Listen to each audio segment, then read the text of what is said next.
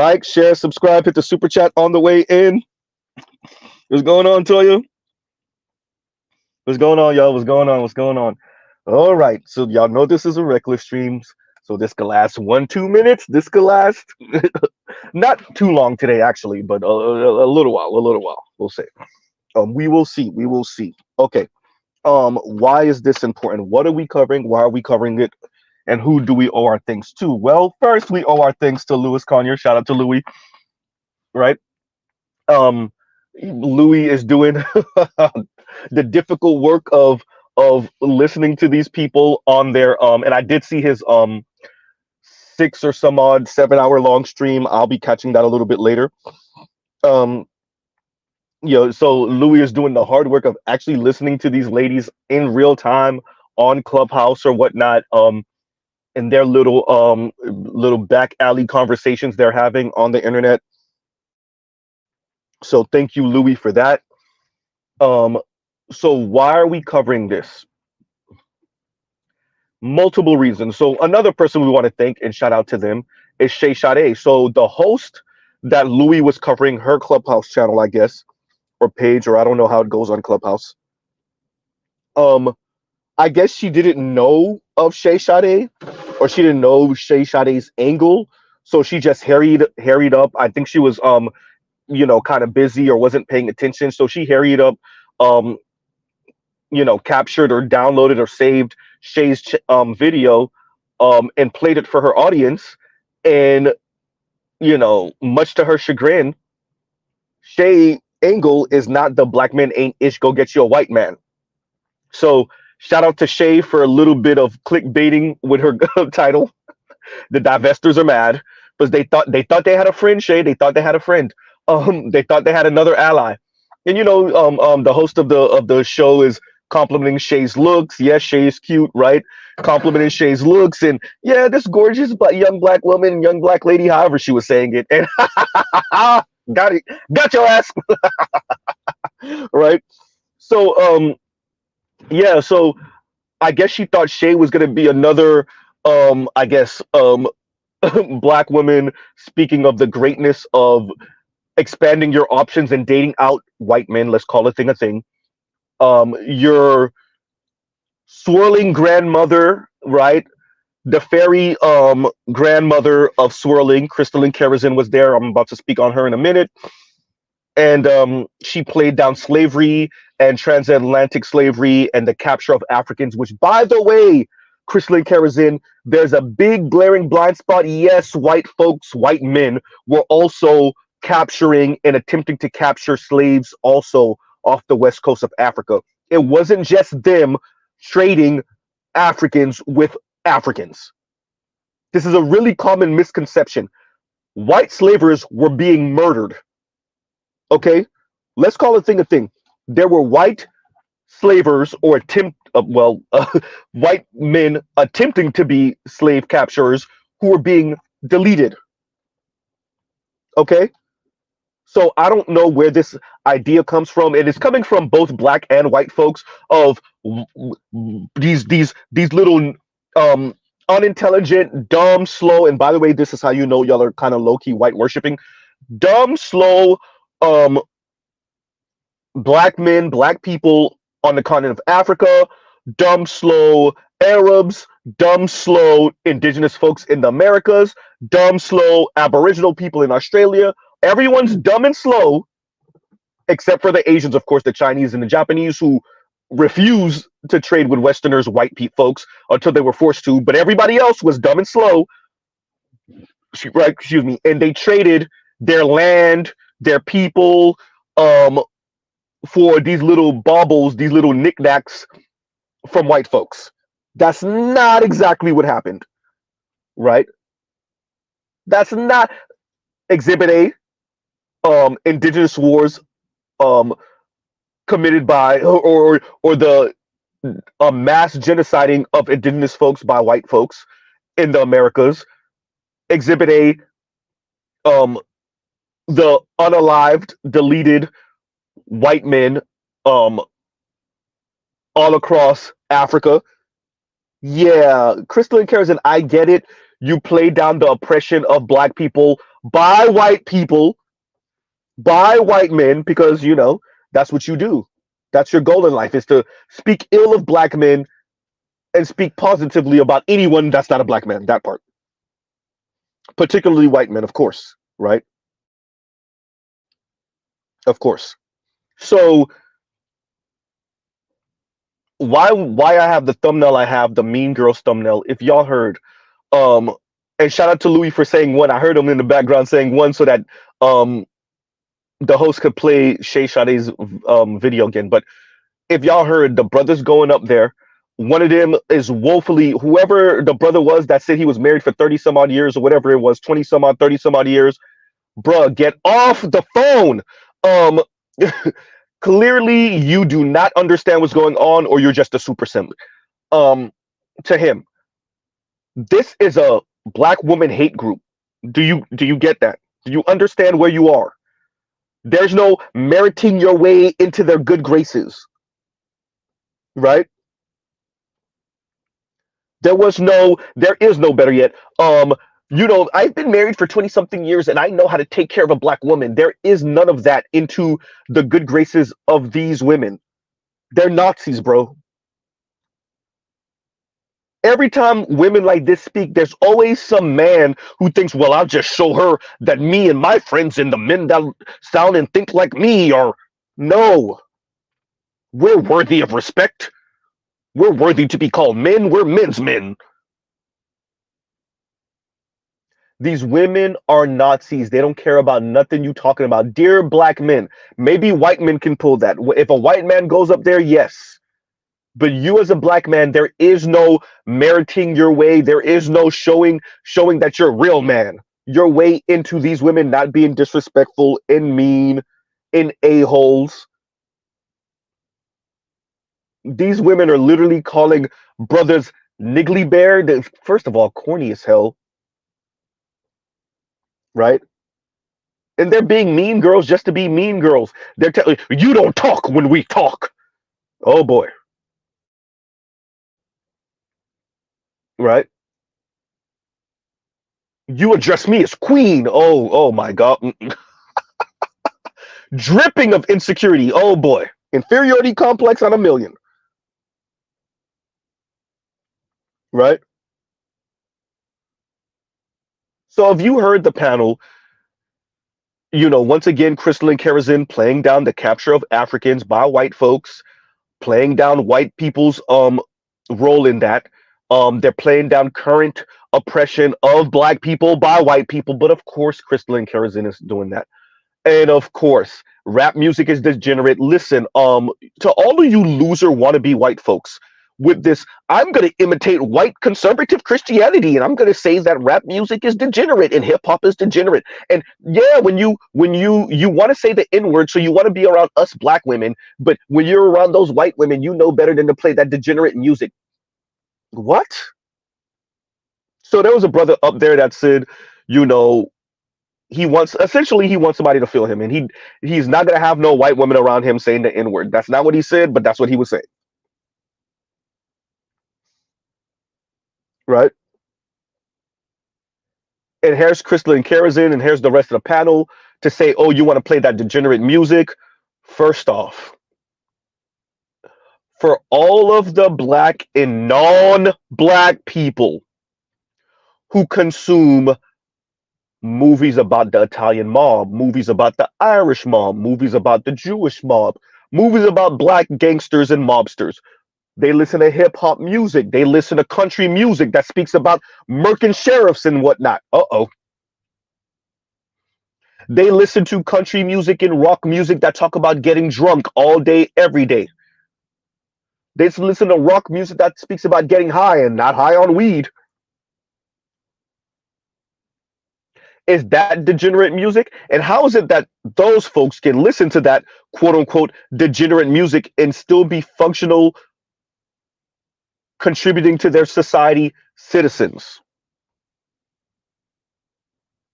Oh, I forgot. Most of those people aren't black. And those genres of music, although they might have started black, aren't black. So we don't call that music, and the people that listen to that music, we don't call that music degenerate, and we don't call the people that listen to that type of music or watch those type of movies or watch those type of television shows, we don't call them degenerate because many of them, most of them are not black.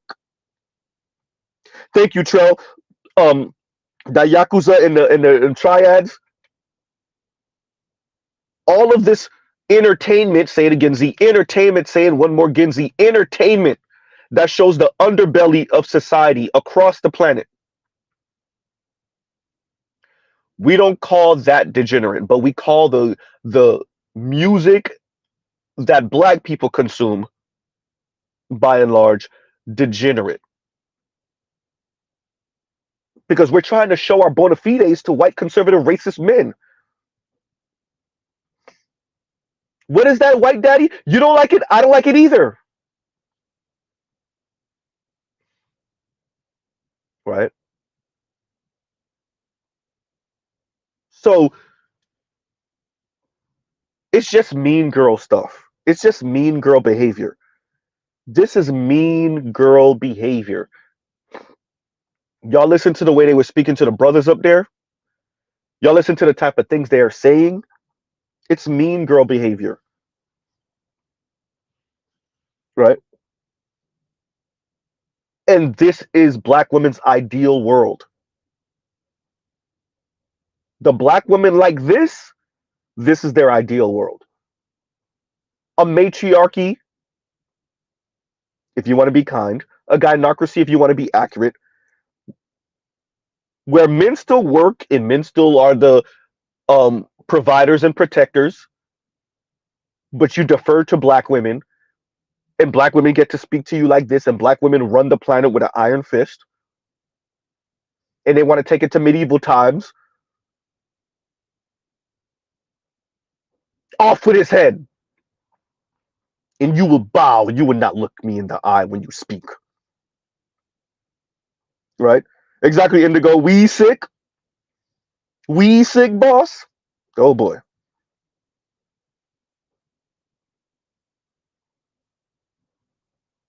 Right? This is mean girl behavior, and I did catch a bit of the stream from, I think it was last night, of with Louis, and those women kind of celebrating, hearing they don't even really, I don't know, later on in the stream maybe, but they don't even really appreciate that it's an NGO doing this, number one. Number two, the redirecting of manosphere content to less toxic, quote unquote, more positive, right, manhood and masculinity content. It's not gonna work. Y'all send this to Crystal and Karazin and the like, and all those women, all y'all could send this. You want to know why it's not gonna work? Because your sons are coming over here for a reason. Goddamn, Z. To white America, to black America, to Latin America, to Asian America, to Arab America, to Persian America, to indigenous America. The reason why your sons are listening to the black manosphere specifically, I ain't gonna talk about the white men and whatever they got going on, or the Latinos or whoever else. It's because y'all raised the most entitled, snarkiest, meanest, rudest, condescending women ever. Your sons listen in. Your sons get their points and their cues from the black manosphere because we know how to articulate what they're experiencing. And you don't. Goddamn, Z. You want them to provide, protect, and shut up for your a-hole, mean, condescending, entitled, rude-ass daughters. And a boatload of quote-unquote positive masculinity isn't going to fix it. All it takes is one shredding of your son. All it takes is one. So you could direct them to whoever that white dude is with the long hair, the ponytail dude. I don't even know who he is. Right? Y'all could direct them to all of these quote unquote positive men who's going to teach them positive masculinity and teach them, shout out to FD Signifier, how to be resilient in the face of rejection. That's not the issue. To America, your son's issue is not rejection. Your son's issue is your daughters are a-holes. No one is saying that girls are obligated to tell boys yes. At least not in the Black manosphere, we're not. No, we do not think your daughters are obligated to your sons. No, we do not think your daughters owe your sons anything. With that, you don't get to raise mean, snarky, entitled, condescending, rude, excuse me, rude daughters and then raise your sons to be resilient in the face of that. Let me tell you what your son's resilience looks like. Being despondent, oops, apathetic, right? Yikes. Becoming recluse, oh. Trail says nuclear rejectionist. They don't even know what that means, right?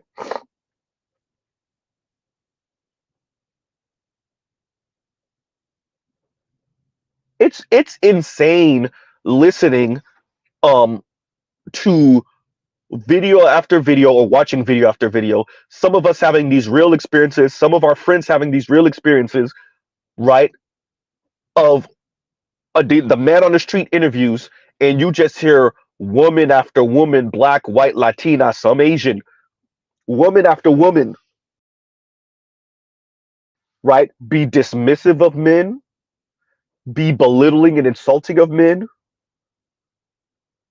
right, be insanely clinically delusional.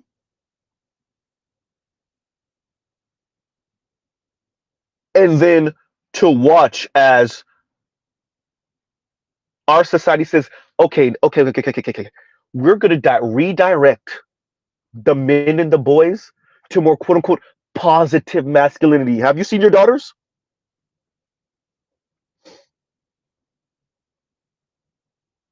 Right? Have you seen your daughters? And this is true, PK. I was going somewhere with that. And PK says, well, for functional society, I mean, there's some obligation there, but that's nuanced. Yes, I understand what you're saying, but I'm trying to prove a point here, right? Have you seen your daughters, dear America? Right? It's Mean Girls. This is why my thumbnail is my thumbnail. America is raising mean girls and then trying to raise their sons to deal with the mean girls that you just raised. Absolutely not. Tell them to go fight for that top 20% they want. Well, really the top 5%, and they'll settle for the other 15.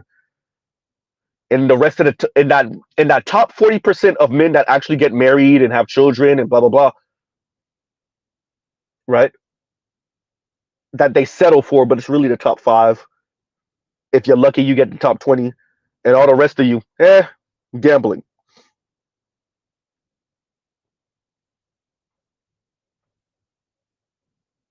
Huh? Just admit it, America. Admit it, the West. You over-indexed on doing for your daughters, and now you got to deal with the fallout of that over the past 5, 6 decades.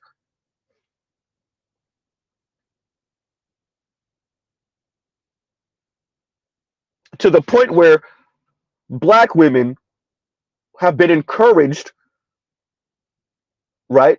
And shout out to Lewis for this also. I don't know if y'all caught um and I actually should put the link. I'm going to do a whole separate stream on that one. I'm just mentioning this now, but one of the women on the stream that I'm mentioning that Lewis did, I think last night, the 6 and some odd change hour long stream, mentioned how her daughter, say it again, Z, her daughter was listening to Themis and heard about this NGO or the government. They didn't even say NGO. They said the government. They don't even really realize what's going on, but okay. Going at men in these manosphere spaces. Her daughter.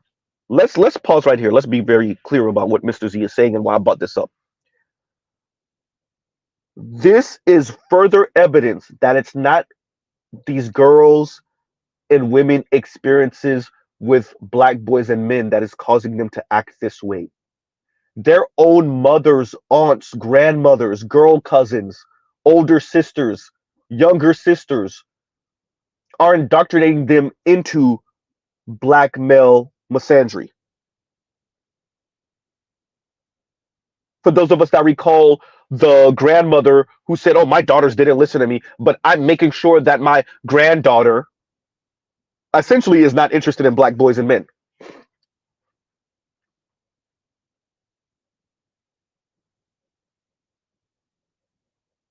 These women, Chrissy, who, if I'm not mistaken, whose niece is mixed, and Chrissy tells her about opening her options, expanding her options, essentially not looking at black boys and men, right? So at least in the black community, I don't know about everyone else, these young girls, these women, young women, are being encouraged to see the black man as the enemy, the black boy as the enemy. This is before they get their little heart broken because the black boy they're interested in is not interested in them, maybe. So their mothers and grandmothers are speaking ill of black boys and black men, are encouraging them to see black boys and black men as a problem. And then we wonder why the marriage rate is so low in the black community. Yikes. And why even the black community in America has a below replacement rate. Uh oh. Huh? So shout out to Shay. You got these women's panties in a bunch with that one. And that clickbait title made that swirler divester. Listen, watch it while streaming, and then realize she didn't click on what she thought she clicked on, and it wasn't a go get you a Brad type of video. And so, for those of you that don't know, Shay has a video where she essentially says, has dating or being married to white men empowered black women, right? It's about the empowerment of black women through white men's peen. And essentially, the answer is no, outside of maybe that individual black woman, right? But because of the title, the host of this Clubhouse channel or whatever it is played it while she was streaming. And so Crystal and Karazin was there and a number of other women, and they played down slavery because Shay Sade mentioned slavery, right? They played down Jim Crow, including Crystal and Karazin, but of course. They spoke about hip hop and rap music being degenerate, but of course.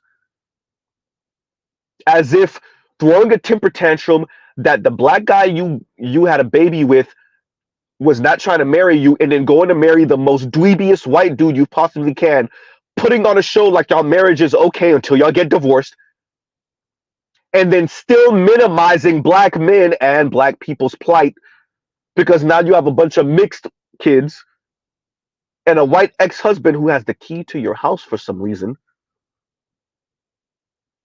As if that's not degenerate, I'm just saying. As if being on a panel with women who call black men niggly bears, whatever that is the corniest. You know what? Anyway, right? I guess that's y'all inner white woman because that is corny as hell. That's not degenerate, right? Crystal and Karazin? Calling black men niggly bears is not degenerate, right? Crystal and Karazin? Playing down slavery and Jim Crow is not degenerate, right? Crystal and Karazin? Talking about hip hop like it's degenerate, inherently degenerate. That's not degenerate, right? Crystal and Karazin? Your daughter being the ooh, see, you got to do it. Crystalline Karazin, we know about your oldest daughter, Crystalline. She may not be engaging in that activity anymore, but she was, and that's not degenerate. Now, is it? Oops. Crystalline Karazin, your life is a testament to degeneracy. Yikes.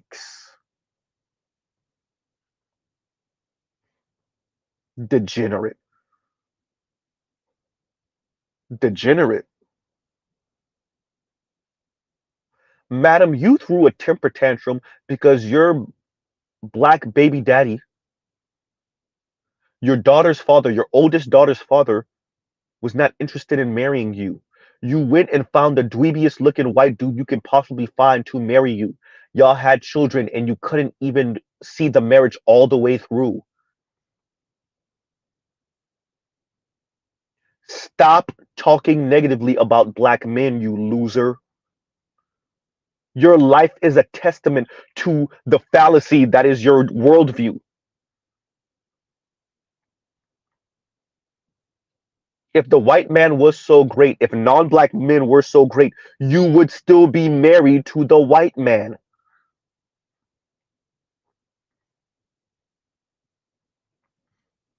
Huh?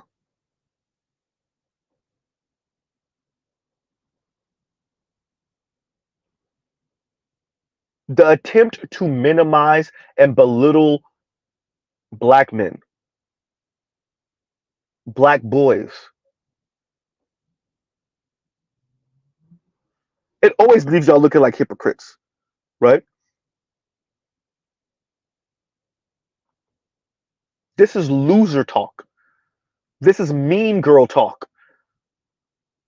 Imagine a panel full of adult black women sounding like 12-year-old edgelord white boys. Huh? These are adults, everyone. Full grown adults with children of their own, sounding like children. And the worst of them when they're acting the worst, too.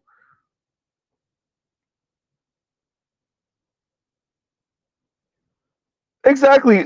Compassion says, I'm still laughing at Niggly Bears. It's so corny.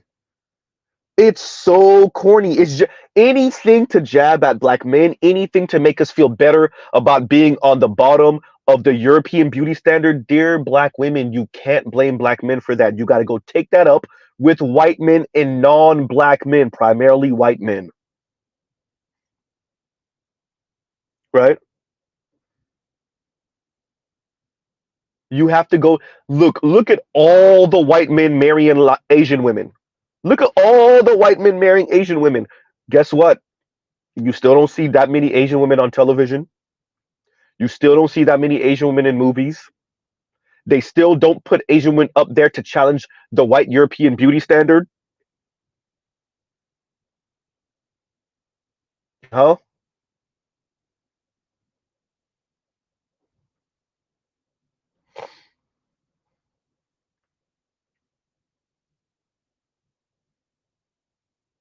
It's a whole lot of very, very delusional, mean, snarky black women who think they can gallivant around society poking at black men because white racist society allows it. Listen here, slow bus. Um, for all of you celebrating this list from this NGO group, you don't think they're looking at you? Wait a minute, wait a minute, wait a minute, wait a minute.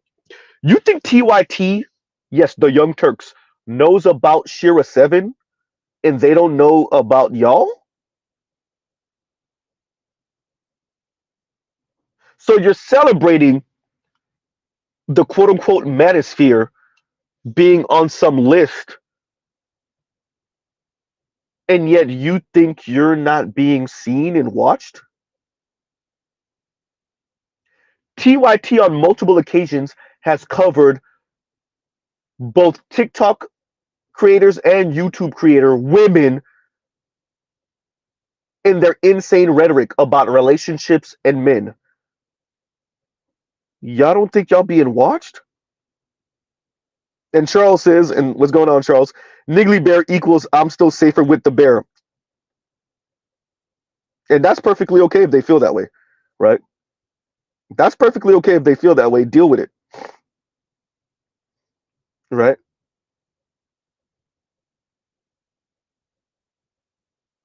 Charles says, disloyal, overestimating themselves and underestimating men, dirty D dating, cheddar Bob white guy worshiping. Well, white society is perfectly okay with watching women of color worship white men. That's preferable to them. Does it get black women anything but a sticky back? No. Or sticky stomach. right? Black women writ large. To answer Shay Sade's question, it has dating or is dating white men empowering for black women? Well, black women have black women and white men and any interracial pairing has been legal since 1967. I'm not even speaking about what was going on before then. Uh-oh. Has black women's position in the society moved appreciably in any way, right? Has the way white men viewed black women and speak about black women, even when you have a black Supreme Court judge, even with black vice president, both of these women being married to white men, even with one of your greatest athletes ever being married to a white man, has the general population of white men, has their idea of black women moved at one iota since 1967? Huh?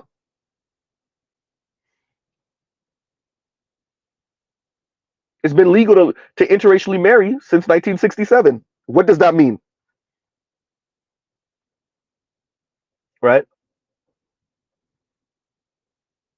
Once again, white folks, that's white women and white men, see the advances, excuse me, of people of color and they largely ignore them. They see it and they ignore it.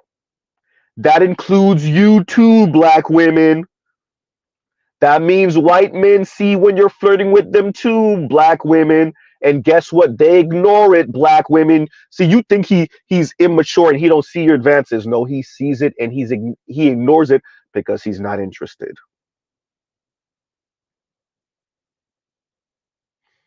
Right? Huh.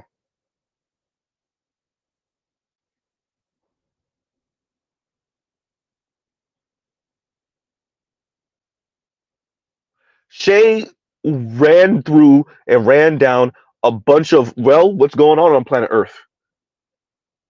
And what you had was Crystalline Kerosene so dead set on proving a point that she just played down slavery and Jim Crow and the current oppression of black people, et cetera, and called hip hop and rap music degenerate.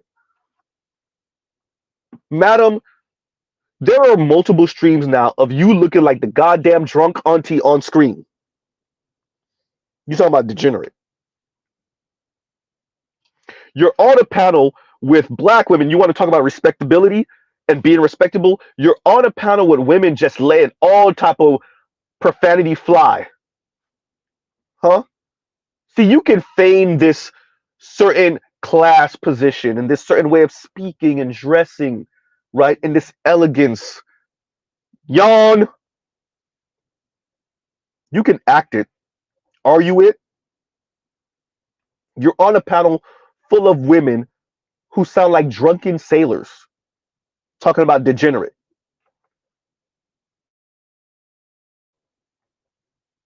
You're speaking about degenerate music while you're on a panel of women calling black men niggly bears.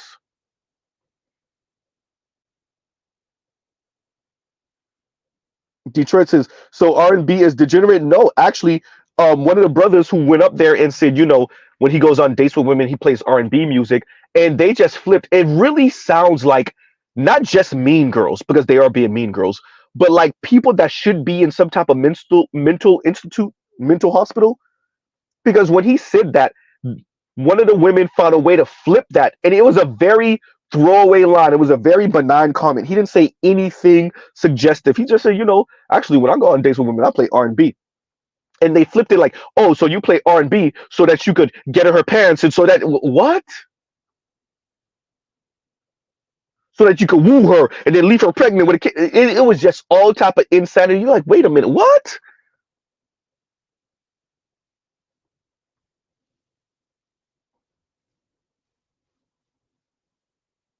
What are you talking about? Samuel Norton says Crystalline Kerosene is the box wine queen. Apparently.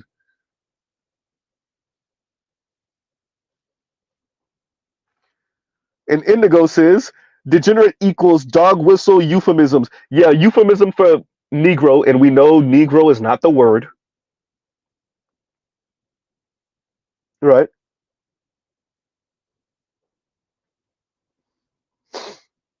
We know Negro is not the word. We know it's dog whistle for the N word. We know, right? Exactly. And Sherelle says, never mind that the audiences and record executives shape the current state of rap. And the majority of hip hop music is purchased by who exactly? Uh oh. It ain't black folks. The largest consumer of hip hop and rap music, in America at least, are white boys and men. Uh oh. And why would they be listening to that? Well, because when they get out of a punk rock phase, there's nothing else for them. Talk about quote unquote positive masculinity. I promise you it's gonna fail. Shout out to FD. Shout out to all the white dudes. It's mainly white dudes that are gonna have their this thing directed towards them. Y'all are gonna fail. Y'all are gonna fail because notice something, everyone. Everyone in our society is trying to find escape hatchways of not addressing their mean, snarky, entitled, rude daughters. They're trying to find ways of having their sons deal with it, but they're not trying to get their daughters not to be that anymore. But of course, and that's where it fails, right?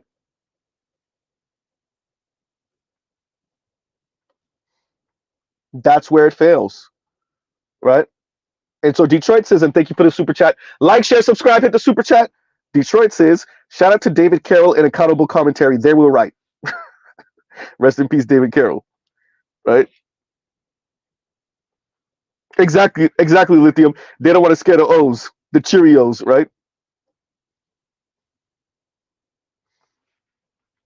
Isn't that what FD Signifier told us? Y'all scaring the O's, why? Because we calling them out on their BS. You right. You right. You right. You're right. We need to do like y'all do and minimize it and give it some nuance. See, men, we don't get no nuance. Black men definitely don't get any nuance. We're just sexist, misogynist pigs over here. But if we don't want to scare the Cheerios,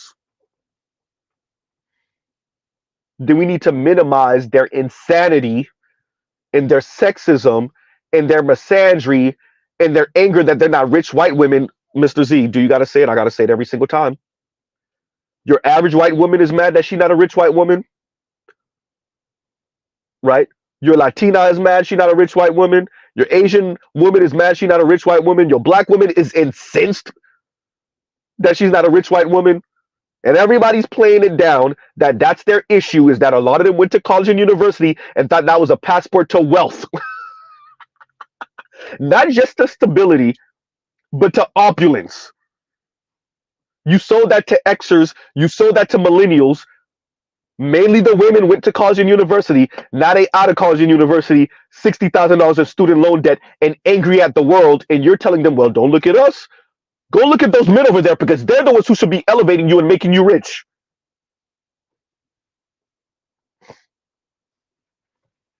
Huh?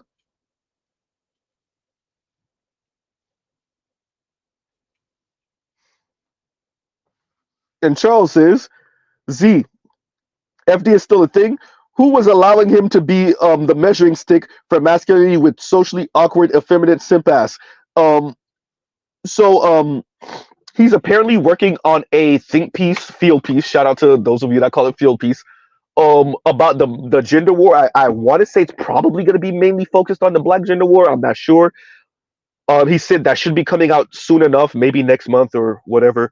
But yeah, a field piece about the gender war.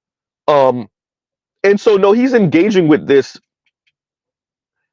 I want to see where he goes with this. So, but the reason why we still mention him is because, well, he's still engaging with the content, right?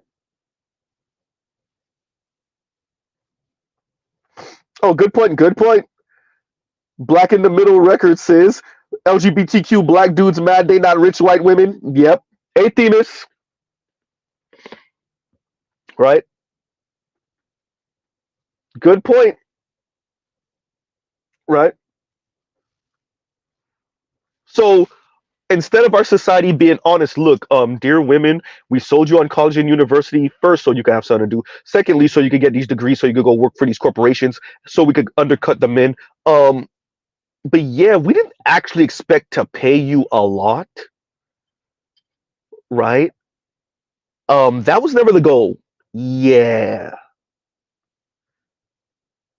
Instead of our society being honest with women, they direct the women to the men and say, well, he's the one who's supposed to be providing for you anyway. Right?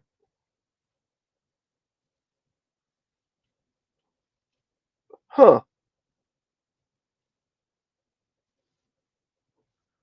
So the black community is full of sexist, mean, rude, snarky black women, misandrous black women, and you have a handful of them that actually overtly voice it, and then even their actions get minimized. And shout out to Shay, and let me answer. So Shay said something that I think I don't remember the framing of the question, but I remember thinking, well, FD has an answer to that. FD signifiers answer to one of Shay's questions, and I can't remember the framing of the question, is essentially men do more damage. It was something that Shay. Oh yeah, there we go. Shay was essentially saying we are very critical of men, but we don't have that same critique for women. And at least from what I'm seeing, what Mr. Z is seeing, is the left, the black left in particular. The black right has its own reasons. The black right wants to hold on to this kind of white Christian masculinity where you ignore the actions of the women or you minimize it because you're a real man. There's a whole different critique on that. But the black left, the FDs of the world, the end result is the same. The reasoning is different. And the reasoning is, well, men do more harm. So because men do more, and I watched FD struggle to get this out when he was on the when he had the conversation with Ole. Towards the end of that conversation, for any of you that saw FD struggling, and he said it right, like, okay, men do more damage, but that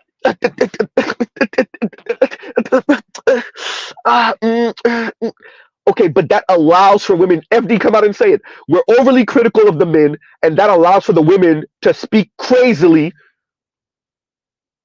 to have bad behavior, horrible rhetoric, and we don't really critique them on it because we're over indexing on being critical on men, being sexist towards men, black men.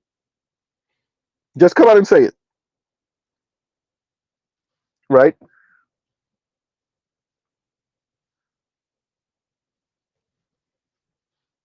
And Charles says, do more harm in what way? Every way. From physical to verbal, emotional, financial. What they're saying is that we minimize the harm of women because men's harm is just so much more dangerous. And doing that is how you get that panel that Louis covered. Doing that is how you get a Chrissy. That's how you get a Yanni. That's how you get a Crystalline Karazin. That's how you get a Cynthia G and Alexis Exodus. Minimizing, you do not hear men talking about deleting women, at least in the black manosphere. You don't hear black men speak about deleting unborn black girl fetuses.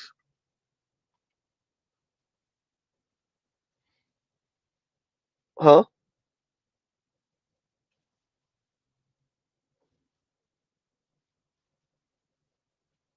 You don't hear black men finding new creative ways of insulting black women. Niglios or something. I don't know. Right? You don't see black men in universities, on university campuses, advocating for black boys and men in a vacuum. Now we are, because we got to get our peace, because America will lock us out. And said, no, we did for black people, black women.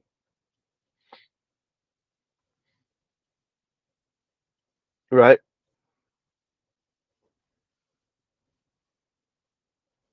So when they speak about damage, what they're saying is black men get to tap into some type of what? Pseudo white patriarchy. And I guess that allows for us to be more harmful with our rhetoric and our actions. And decades of that type of worldview and mindset is how you get a Crystalline Kerosene. It's how you get an Oprah. It's how you get a Bowser, right? It's how you get a Gayle King trying to get Lisa Leslie to speak negatively about Kobe Bryant, her friend, right after his death,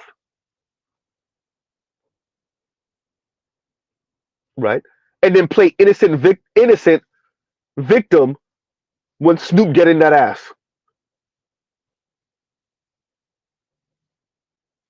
Huh?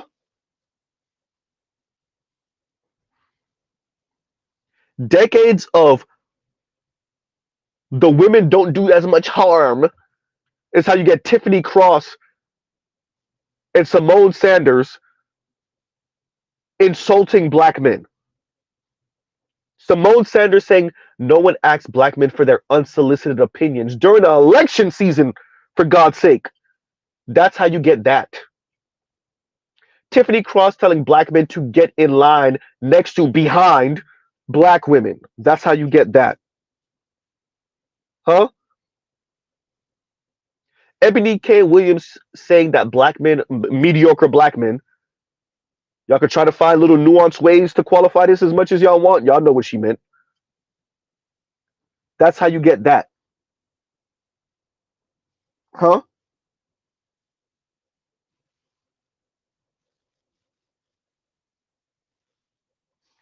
So decades of play. And I watch FD struggle to get that statement out because he knows a bunch of crap.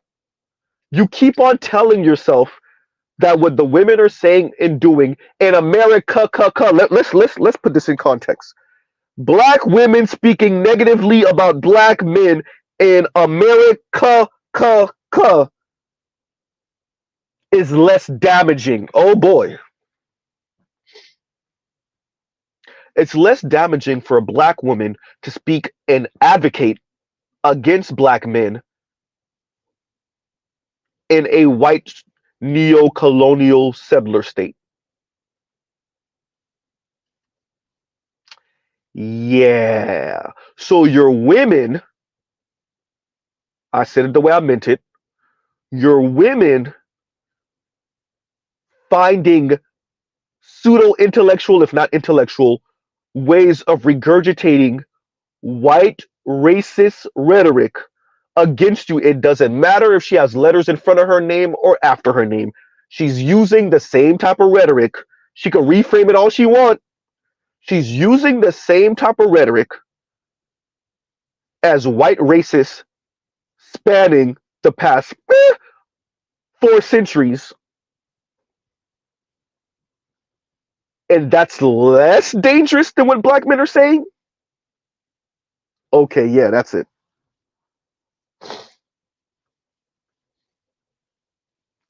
Huh?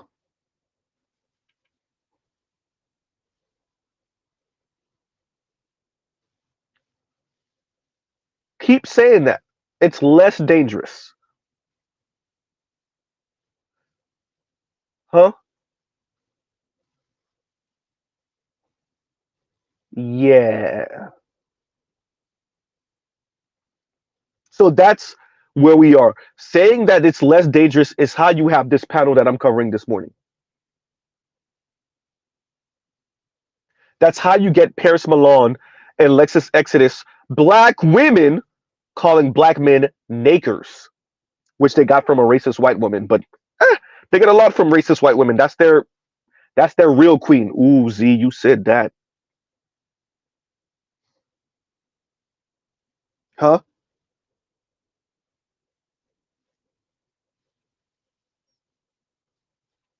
Yeah. So a panel full of women went up there to critique and analyze Shay Sade's video because they thought they had a friend, right? They thought they had a friend, a new ally. They feel like they got tricked. You watch Crystalline Kerosene minimize slavery and Jim Crow and speak about degenerate this and degenerate that. And her and the rest of the panel.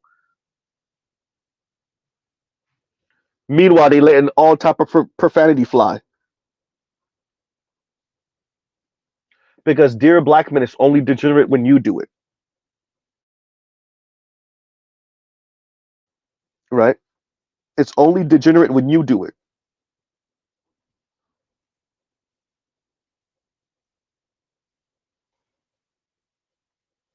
It's a bunch of women insulting black men, getting off on it.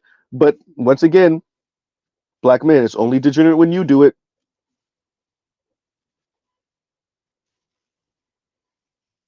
These women get off on insulting black men, but it's only degenerate when you do it, right? And y'all give Z 1 second, y'all talk amongst yourselves.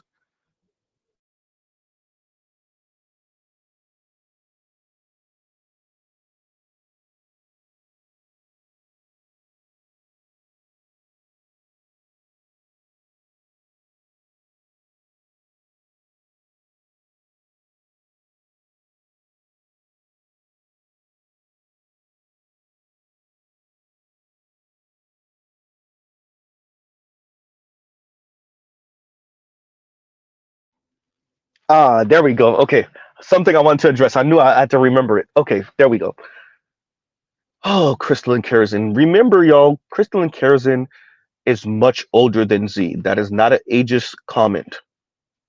And even with that, this this lady, I'm trying not to insult. I'm trying, this lady says, essentially more mixing will, she says she's playing down this kind of future of a race war, right? And she's saying, they have to pick something else. She's kind of going into conspiracy lane with this, but it's not going to be race because race mixing will make it less likely for there to be a race war. Okay, let's do this. No, Crystalline Kerosene, what you will get is Brazil, goddamn, where white people still own and run everything, and you have a whole bunch of mixed, racially schizophrenic people still aspiring for whiteness. If you doubt me, look at all of Latin America, especially Brazil and Puerto Rico, and definitely Dominican Republic.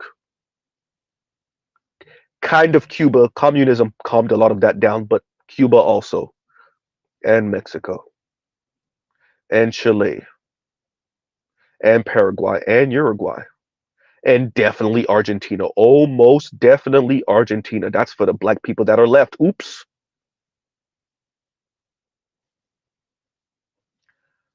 Crystalline Kerosene. That was one of the most ahistorical comments you've ever made, and you've made some goddamn real ahistorical comments.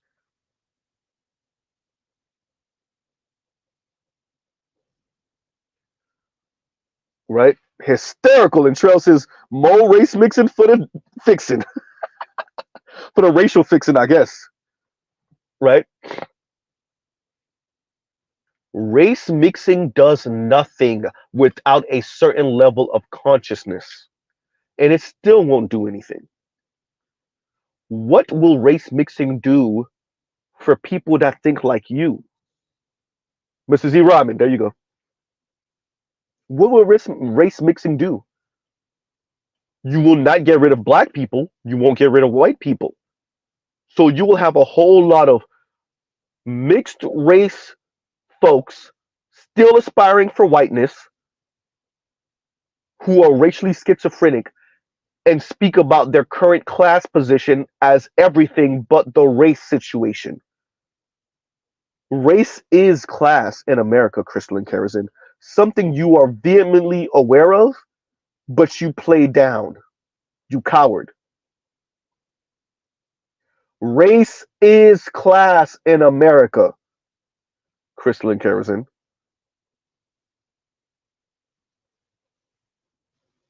All you will have is Brazil. All you will have is Dominican Republic. Blackity black, dark skinned black man. Blackity black, dark skinned black woman. I know black. Oh boy. Huh? Amara La Negra told you her mother's friends encouraged her to end up with anyone but a black man because she was too dark.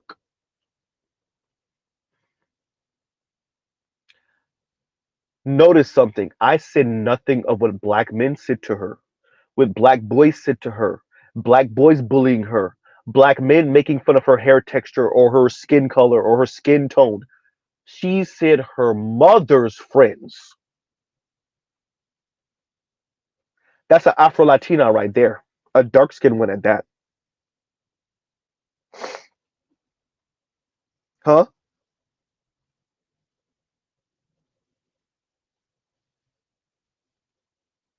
Yeah.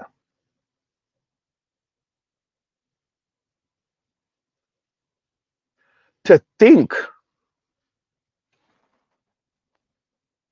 right?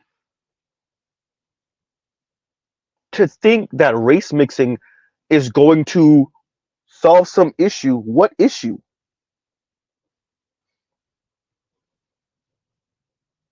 What is race mixing going to solve?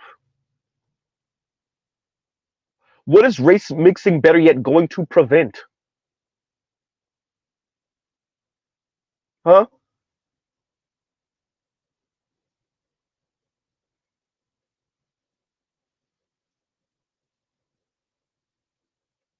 This is like, once again, Crystalline Kerosene, the way her diction and the way she enunciates her words, and then the voice that she puts on,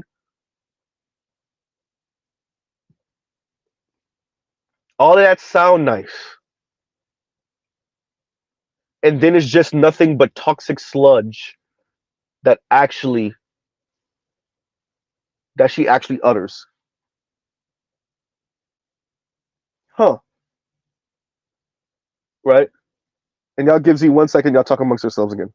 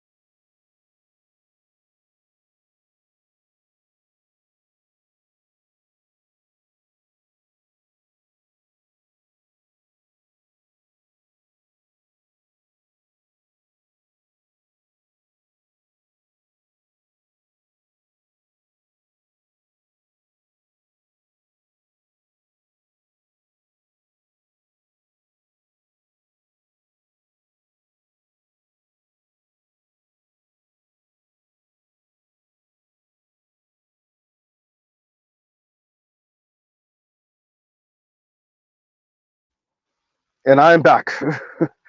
But yeah, so listening to Crystal and Kerosene and listening to that panel, and recall, it's not just middle-aged black women engaging with this. You have young black women. You have some black girls.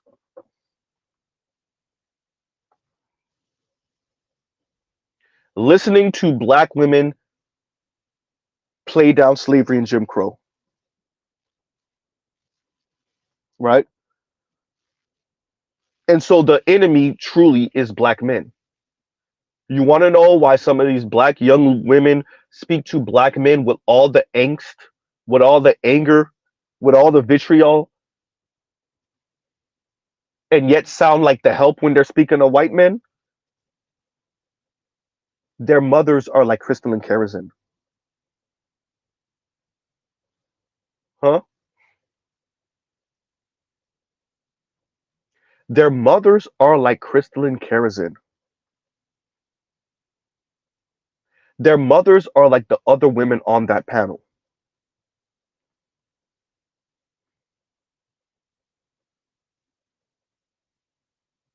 Minimizing black men and boys and being laudatory of any non-black man, but primarily white men, right? And Lithium says many American black women are midwits, intellectual yet idiots. Wow, right? And what I see it as is your agenda and your pride and your ego, really ego, and what you want to achieve or accomplish or what you want to see, your hope, your delusional hope is so great it overwhelms everything else, right? It overwhelms everything else. If you speak to black women about anything they went to school for or they're really interested in, they could tell you about it inside and out. This is not about, and I agree with you, this is not about whether they're not intellectual or not, or whether they're educated or not, or them being dumb or slow, right? We're not doing what they do when they just outright insult us. This is not about a low IQ, right? No, this is about black women wanting to spite black men so bad. Black women wanting to be in the good graces under white men so bad. There's a pun in there. These black women want to be elevated by white men and be seen by white men and be seen as white men's love interests, sex interests, right? So badly that they speak like this,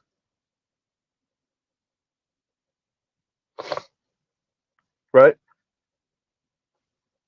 So it's not about what black women are not capable of or how slow or dumb they are. No, this is them banging their head against a wall to give black men the middle finger. The black women like this will be. Crystalline Kerosene is divorced from the white husband, everyone. And she's still speaking like this. She's on the dating scene. Last time I checked, she still don't got no man. She still doesn't have a one dude she's with, white, black, Latino, or otherwise. And she's still speaking like this. Last time I checked, Chrissy's single, still speaking like this. Yanni single, still speaking like this.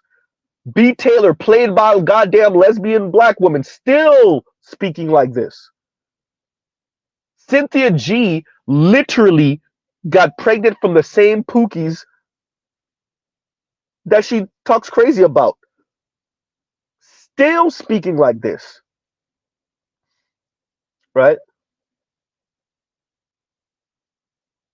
Huh. Listen to how they speak. Y'all like, share, subscribe, hit the super chat. Listen to how they speak. And once again, thank you for the super chat, Lithium. As it's insane to hear these people speak. Their life is kicking them in the ass, or at least their love life. And they still speak like this. Right?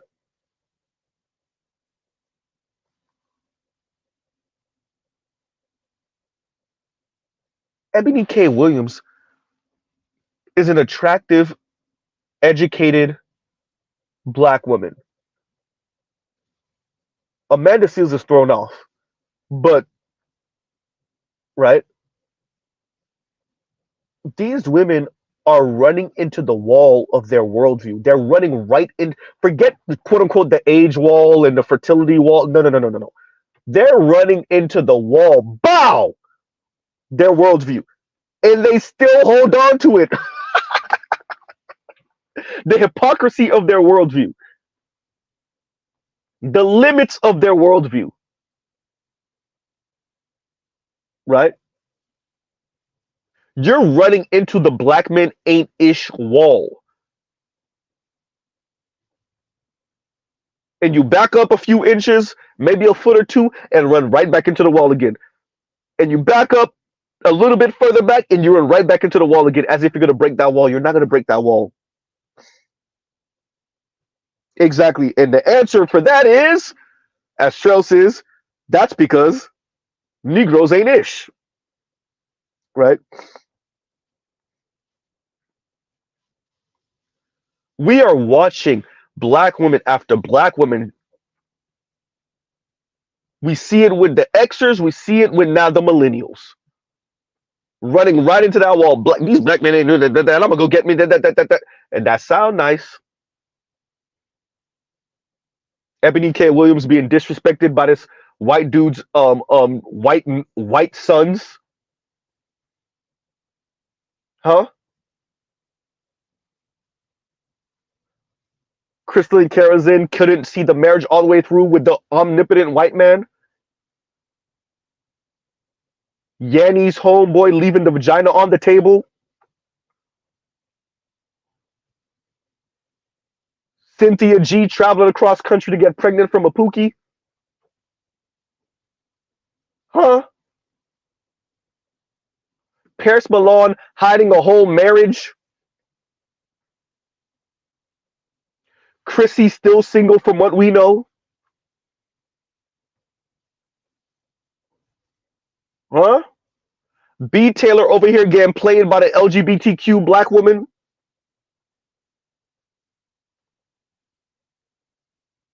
Huh? Divested zealot cursing and sounding like a goddamn white racist sailor. Married to the non-black man, by the way. Huh?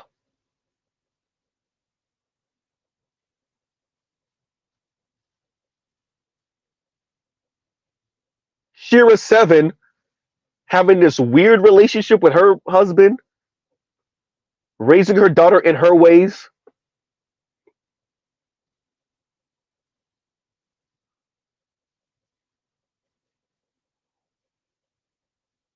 Huh. TYT telling you whatever you do, do not listen to women like this about Shira 7. These women are running into the wall of the hypocrisy that's them. Hysterical, Trill. Right?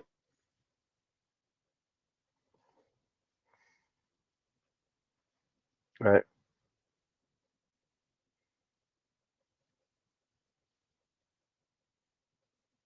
All of them sound like drunkards. Divested Zella be sound like she drunk. Crystalline Karazin be sound like she's drunk. Divested Witch be sound like she's drunk.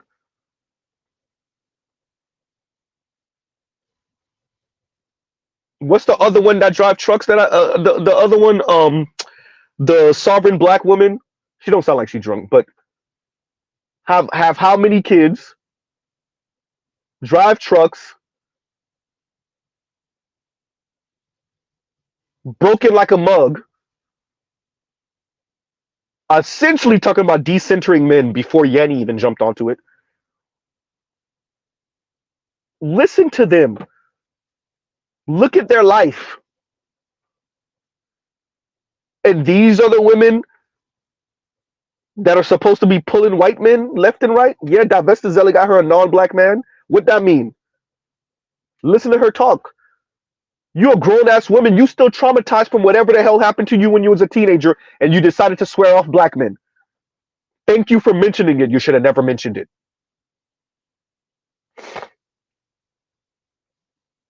Right?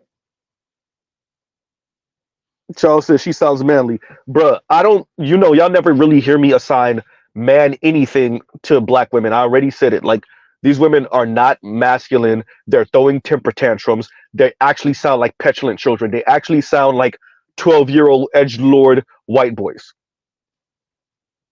But divested zealot, oh boy. If I was going to assign masculine to anyone, Jesus. Right?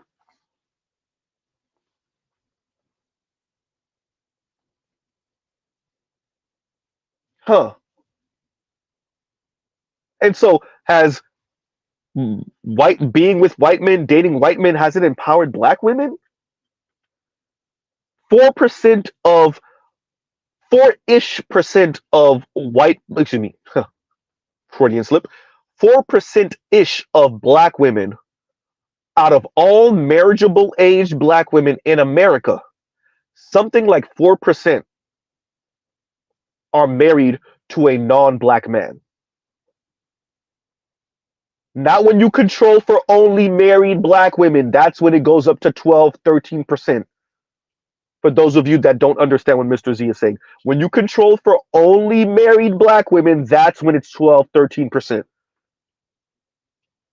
When you look at all marriageable age black women, that's when it's 4-ish%. Who here believes, even for you ghost listening black women, you black women that's ghost listening right now, even some of you white dudes that's ghost listening right now, who here believes only 4-ish% of black women ever had sex with a white man or Latino or Asian? That's not a real thing, but fine, white or Latino men. Who here truly believes that?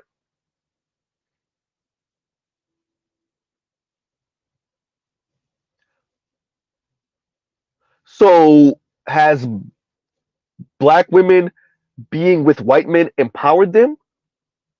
How is it going to empower them when only 4-ish% of them can actually secure the wedding ring?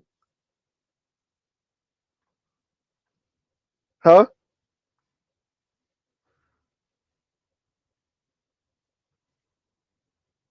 How is it going to empower them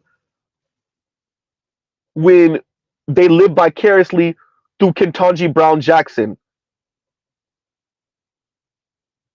and Candace Owens and the rapper Eve, right? And Serena Williams, because the number is so goddamn low between black women and white men marriage. How are they supposed to be empowered when Asian women are about half the population of black women, and yet their interracial marriage rate is 54%, not 12, 13%. Black women, that right there is not necessarily an indictment on you. That's white men telling you what they choose when they date out, though. When they marry out, better yet. It's not up to you, black women. It's not even up to black men. It's up to white men and their families, Latino men and their families, Asian men and their families, etc. So has black women ending up with white men, right? Is dating white men empowering for black women? If you mean dating as we know it, or dating as really just smashing and black women calling it dating so they could feel better about what that white man just did to them, is it empowering? Well, interracial marriage been legal since 1967, right? Huh. Has that helped black women much? Not when the Black Enterprise Institute says single Latina and black women have the least amount of wealth in America. Huh. White men knowing that, wouldn't they attempt to get black women on the low on a discount? Wouldn't that be empowering for black women? And white men still leave black women out there. Well, if black men ain't gonna marry them, we ain't gonna do it, right?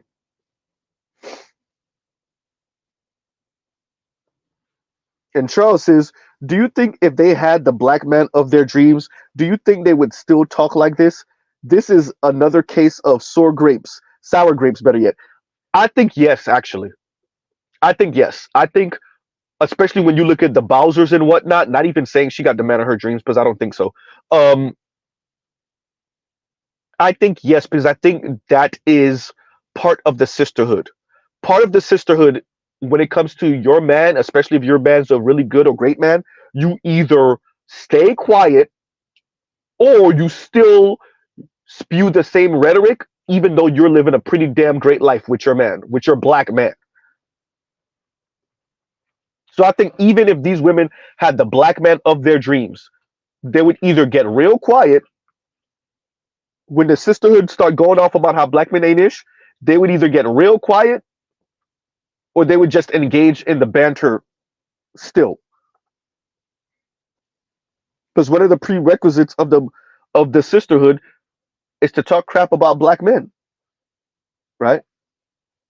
Diana, Diana laugh, right? Charles also says usually women like that are paying for non-black men. We're not going to talk about that. We're not going to talk about how they're paying the bills and lifestyle for non-black men. One of the most open kept secrets again, right?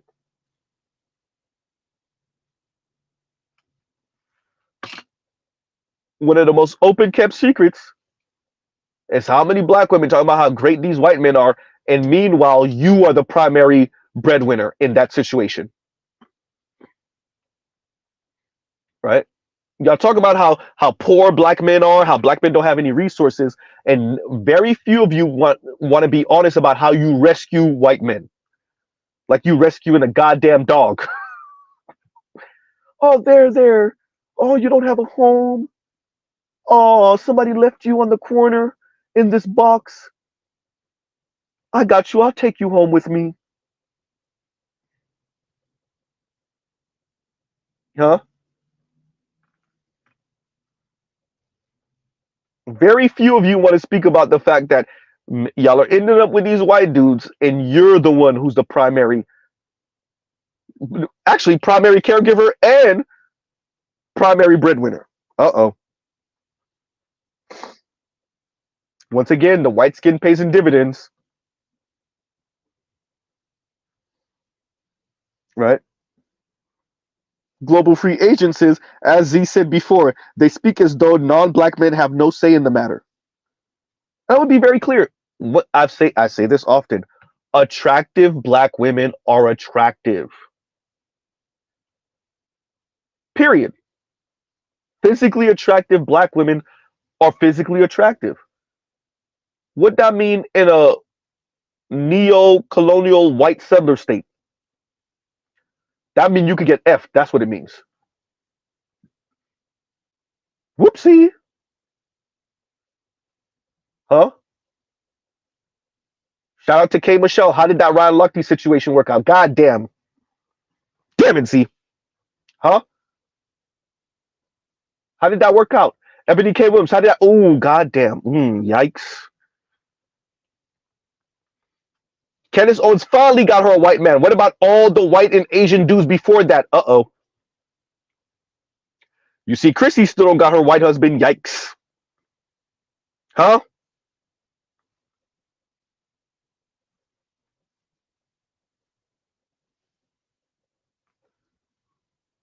Yeah.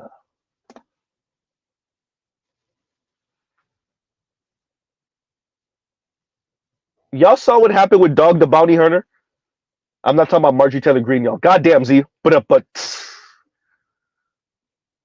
Dog the Bounty Hunter's son had a little black girl that he found attractive, your young black woman he found attractive. They were dating, and Dog the Bounty Hunter told his son, and this is how that tape leaked. Dog the Bounty Hunter was lecturing his son, said the whole family, look, we said an N-word here. We don't want her to think we're racist. It's racist, Dog the Bounty Hunter. So yeah, about your little situation with that black girl. You know how often that happens in America? Wait a minute. Dear black women, you think that's just happening to black men? Huh?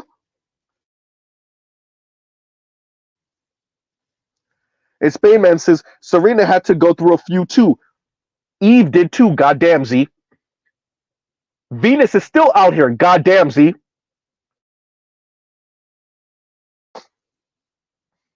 See, they always talk about this one white man they finally land.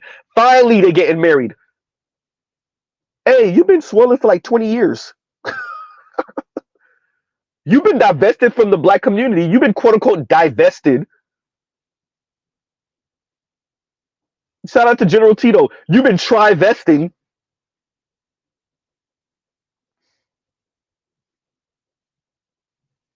Right? You've been trivesting for a couple of decades. Oh, you finally got the wedding ring. You've been dating white since you were 16. So you're just going to count it now that you finally getting engaged at 35, 36, 37? Okay.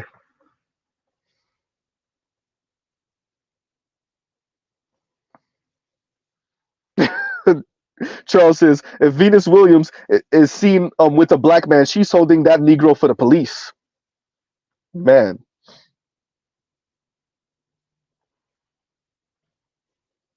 Huh? Is dating white men empowering for black women? Well,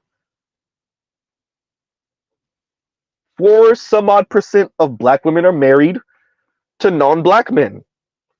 Do we think it's single digit black women who have dated non-black men?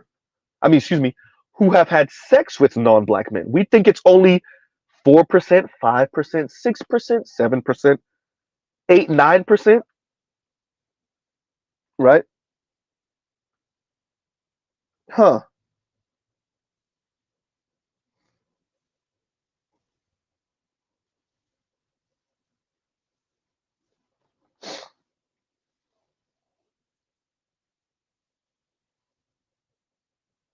These women be going through it, insulting black men, belittling black men are all type of colorists, featurists, texturists.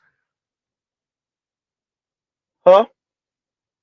Meanwhile, I mentioned Hugh Jackman the other day in that black prose that he got caught up with back in the day. And I recall telling y'all that he was calling her all type of red. That's a white man. Uh-oh. That was damn near 30 years ago. And the white man was talking about skin tone while getting topped off by this black woman. Yeah. And that's a white Brit on top of that. Uh-oh. Yeah. See, white men, they appreciate our dark skin tone, and these other men appreciate our skin tones, and what black men are such colorists and featurists and texturists, and I feel so beautiful when I'm with a white man because he compliments my hair texture and my skin tone. Yeah, that's what I meant to say. I'm sorry. Hugh Grant. Hugh Grant. My apologies, all. Yo, not Hugh Jackman. I'm sorry. Hugh Grant. Not Hugh Jackman. Hugh Grant. My apologies. Right? Telescope said, don't start rumors, Z. Hugh Grant, everyone. Hugh Grant. Not Hugh Jackman. My apologies. Right?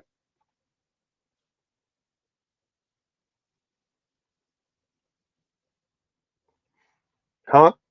Oh, yeah, we even mentioned Holly Berry. 2 children from 2, and you started late on top of that. Make it worse.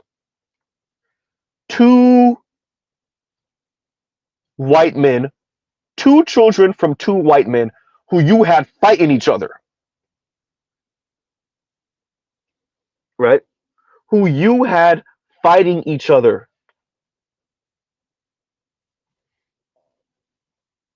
And now you're with neither.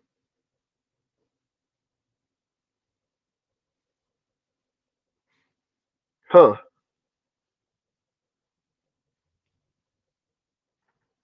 Now you are with neither. Now you're with a black man? Last time we checked? Exactly, Spain man. But Eric Benet was the dusty one. Exactly.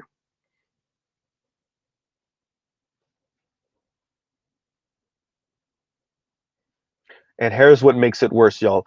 Halle Berry is attractive and she's mixed. Uh-oh. Huh? And Halle has to pay child support. Exactly. Exactly. Dut reacts and Charles. Exactly. Right? Huh.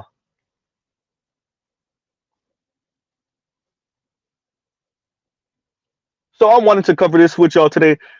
Shout out to Louis again. Shout out to Shay Sade. The host of the show clicked that without listening to it first, and she actually admitted it. Um, she felt like she got tricked, right? Essentially feeling like Shay Sade put out some clickbait stuff that she ended up clicking, right? So she's thinking it's going to be some essentially infomercial or commercial about how great white men are and how empowering it is for black women to end up with a white man, and how it boosts black women's image, and it puts black women in safer environments, and it gets black women out of Blackistan in the community. She's thinking it's going to be all of that type of talk. And meanwhile, Shay mentioned a whole bunch of uncomfortable truths, and here's Crystalline Karazin and the rest of the panel to do damage control. Crystalline Karazin, you are divorced from your white husband. Yikes. Z, you still said that wrong. Crystalline Karazin, you are divorced from your ex white husband. Huh? You're divorced from your ex white husband, Crystalline Karazin.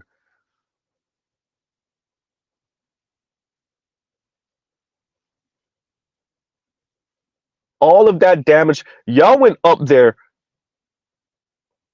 and still refused to address the point. Has black women dating white men, has it empowered black women? Huh?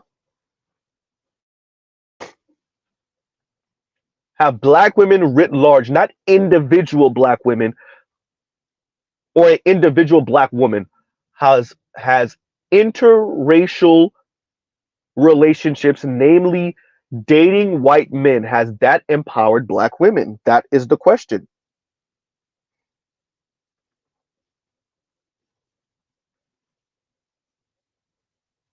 Huh?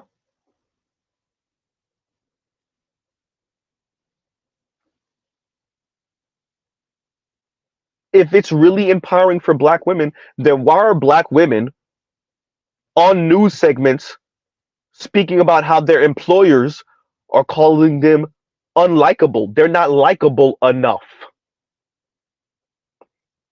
Uh-oh. Huh? If ending up dating white men, being smashed by white men, is empowering for black women, then explain why Ashton Kutcher was slamming the door in Rihanna's face practically. Ooh, Z. Ooh. Yes, Rihanna, when Rihanna was even finer, super fine, big forehead Rihanna, Ashton Kutcher done smashed. She tried to make a scene about it, and he damn near closed the door in her face. Uh-oh.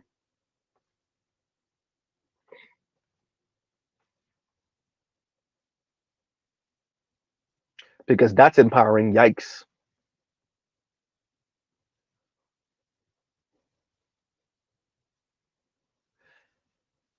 It's America, everyone.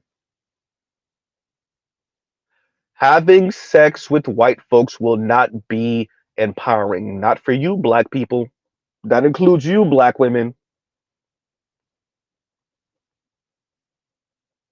Huh?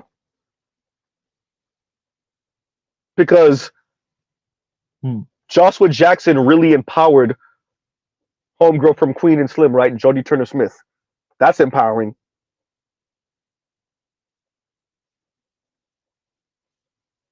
Huh?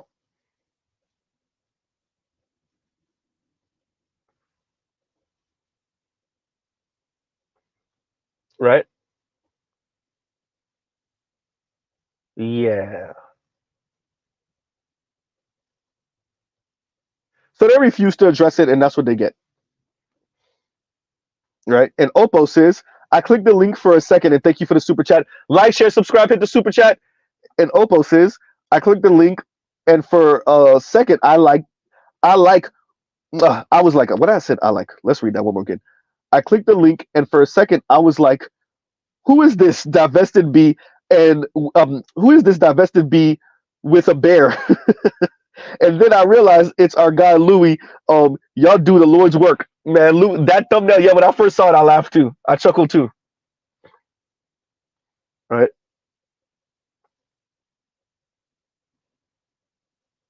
Good point. Detroit says Shar Jackson treatment is empowerment by Kevin Federline.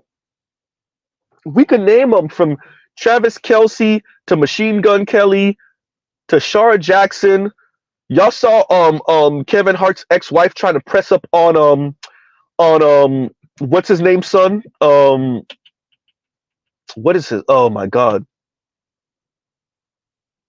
Y'all know who I'm talking about. The one that be doing the goddamn Jamaican accent, and that thing is corny as hell. But y'all saw the video of her trying to press up on her on Kid Rock, yeah, Kid Rock's ex baby mom, right? The black one. And Kid Rock is racist as hell. Came up off of black people, and now you over here being damn near alt-right. Tom Hanks, yeah. Chet Hanks, Tom Hanks' son, yes. Yes.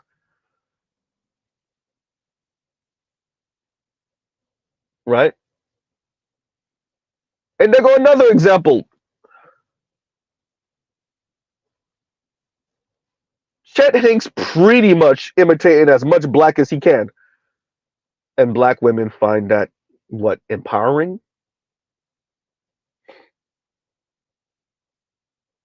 Huh?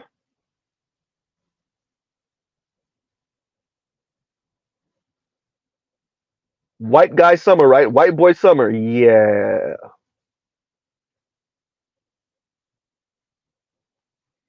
Because that's empowering. For them. Is it empowering for you, black women?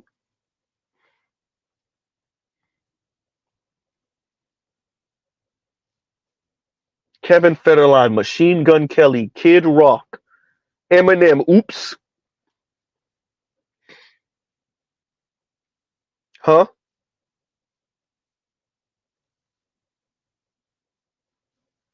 I said it before.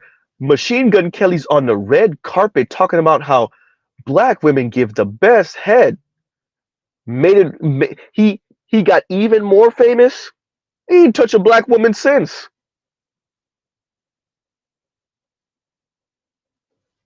He did not touch a black woman since. Detroit says, and Jonah Hill too. Shia LaBeouf also. If I'm not mistaken, Rihanna and Shia LaBeouf had a little thing for a second too. Right?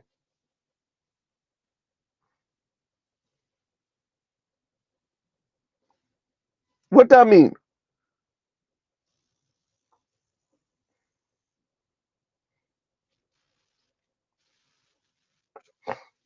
Right?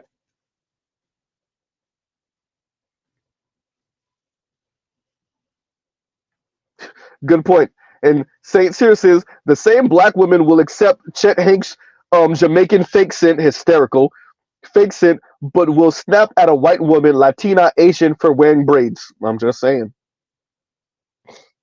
right?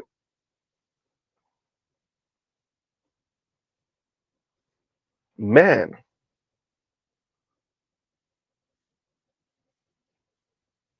is dating white men empowering for black women? Well, I'm a black man. I can't answer that. I can only provide commentary, tell you what I see. Black women have to answer that question. Is it empowering? Right?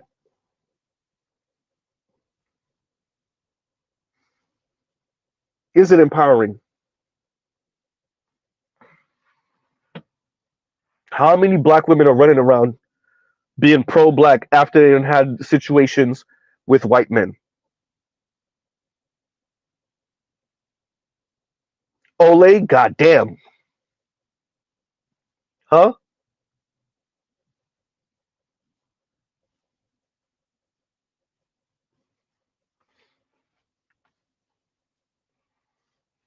Wasn't there a black woman on Twitter, black child, black husband, and all?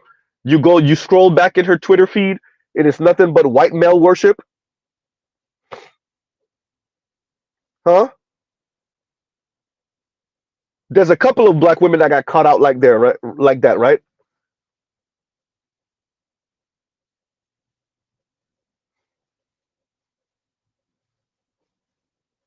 Wow. Saint Cyr says Vinny and Pauly D were being taught Jamaican patois by Pauly D's wife recently. She's Jamaican, and they were eating it up. Look, man. For many of us that know or have chilled or are Jamaican, Jamaicans often fall into that situation. They're either super pro black, blackity black, black, black, black, black, black, right? Or they kind of do this race doesn't matter, it's all a figment of our imagination, and all of that is just excuses to go end up with the closest non-black person humanly possible. Somebody tell me I'm lying. We got Jamaicans in the room. Somebody tell me I'm lying. Yes, you have a couple of people that fall in the middle somewhere and they end up with who they end up with. But for the most part, Jamaicans either fall into the super pro black, they don't want to touch nothing that's not black, blackity black, black, black, black, black, or they want to breed up the whole yard. They want to breed up the whole. What does that mean, Z? They'll pipe anything. That includes the women. They either super pro black or they're down with anyone or anything, usually non-black. Asian woman, Asian man, white woman, man, Arab woman, Latino, Latina,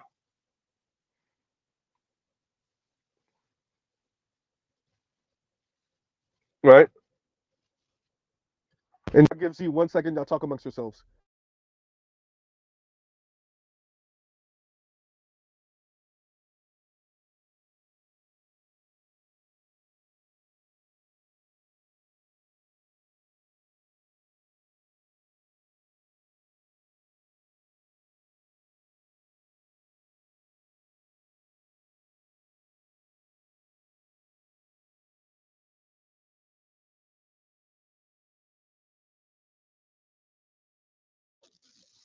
Right.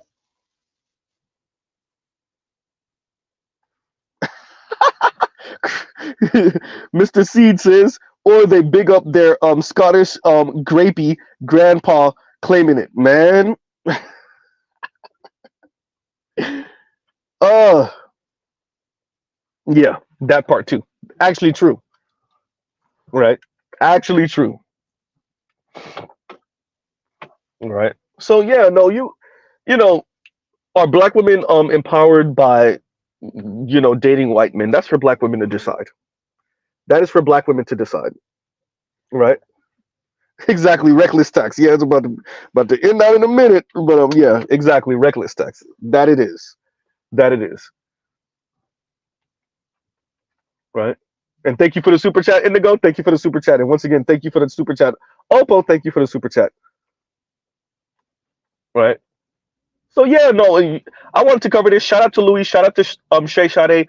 Um, this is why we listen to these people talk. Well, Mr. Z listens to these people talk. Shout out to Louis, who's also listening to these people talk.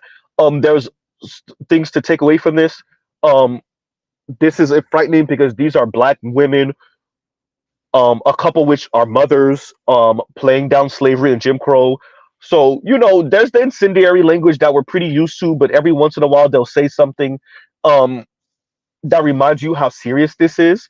When you are a black person playing down, minimizing, dismissing slavery, Jim Crow, and its effects, just so you could get a couple of jabs in at another subgroup of black people, um, that's beyond sick, right? That's beyond sick. But hey, we listen to these people do this all the time, right? We listen to these people. They find new ways to do it, but we listen to them do this all the time. This is why I listen to them, right? And I'm gonna go through Louis' stream while he plays what they were saying again. Um, yeah, right. So because I already hear them speaking about the manosphere being on some type of government watch list, like they don't understand what that means for them, right? The manosphere being on some government watch list, like they don't understand what this means for the greater conversation, right? Huh.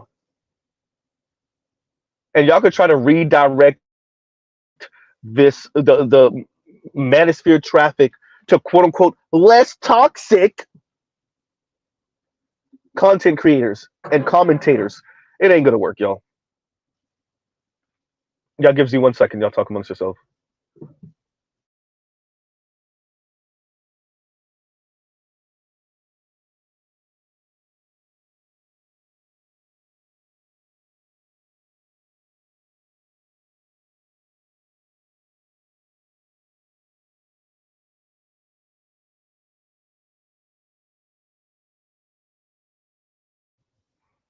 Yep, and we're back. But yeah, they could try to redirect this traffic as much as they want. As long as there's women speaking like this across the internet, not just black women, primarily black women for black men, as long as there's your mean, snarky, a-hole entitled daughters, as long as you have that, there's always going to be us over here. And the boys and the men are going to find us. As long as they're going through divorces that shred them, as long as you're raising your daughters to take everything in a divorce, as long as that's going on, there's going to be they're going to seek us out. You can try to direct them to all of that crap over there, that little soft ass crap y'all doing over there as much as you want. They're going to seek us out, right? Let's be very clear. They are going to seek us out. That little soft ass version of masculinity, be in touch with your feelings, right? And minimize how you feel so that you can try to understand what the women are saying and feel what she's saying. Yeah, that sounds nice, right? That sounds nice. But as long as there is your daughters sounding the way the women and on these clubhouse channels, clubhouse rooms sound, yeah, there's definitely gonna be a black manosphere, right?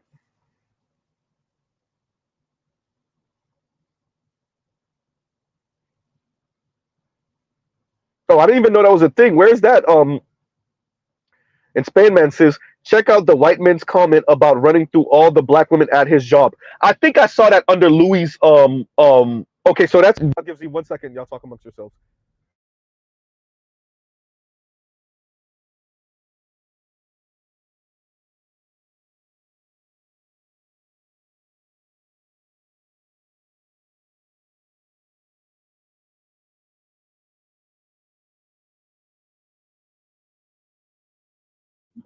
Well, y'all, it looks like we got an extension on the stream, right? Okay. But yeah, no, I think I saw that comment. I think I know which comment you're speaking about. Spain, man. And yeah, I saw it. I saw it. I saw it. Right. I didn't realize it was a non-black dude, a white dude, that said it, but I saw that comment. Right. And yeah, that's fine. Dear black women, y'all the ones who stand yourself up. Black men are saying, hey, these black women are easy when it comes to white men. We are saying that, yes. But y'all are saying it. It doesn't matter if we say it, it matters if you say it. Right? I said it already. There's a reason why the Veganator acted the way he did. There's a reason why there's a Vincent LeBeau. There's a reason why these men exist. There's a reason why there was a what was the name of that white dude that the women from the breakdown interviewed a while ago, and he had the black baby mama. He had two. I think he had two sons, a white son and a mixed black son. He's so lucky I wasn't on that panel with him, because he was saying some very problematic things. Right? I think his name was Red something. I can't remember what his name was. Right?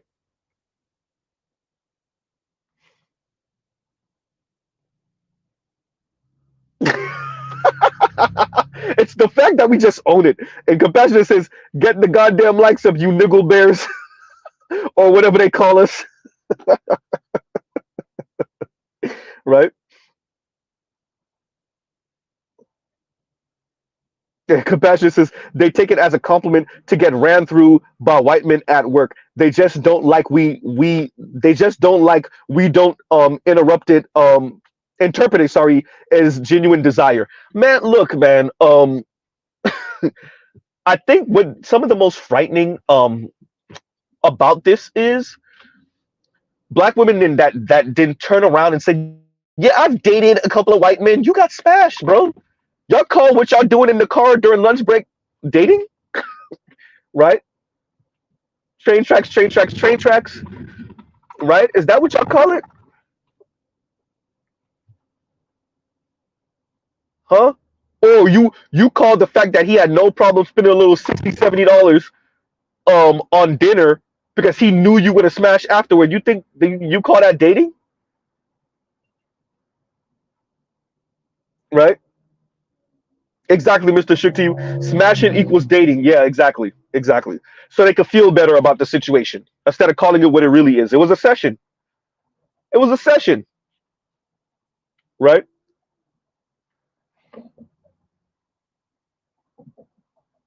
Charles says, niggly intensive care bears. What? Right? It's what's fascinating is listening to women talk in general. Listening to white women talk, white working class women, listening to black women talk, listening to Latina women talk and Asian women talk, and they think that men, if you tell the lie good enough, if you tell the lie passionately enough, if you tell the lie with some deep feeling, that men are going to believe it. Right? When you listen to small hat women talk, right? They really think I'm going to say this lie so convincingly that men are going to believe it. No, we're not. Why is Mr. Z saying that? You will listen to Latina women talk, black women talk, right? Working class white women talk, and they swear to you that they're going to pull that lead attorney. They swear to you they're going to pull them. And that's why I much rather and I much respect the women that know that this is just a session. They're not leaving their boyfriend. They just hope their boyfriend don't find out. Goddamn, Z. Right? They just find him attractive and they want to, they like dudes. They just want to smash. They just want him to smash. But they're not going anywhere. Or for the single ones, they know I need this scratch to be itched. He is not going to end up with me.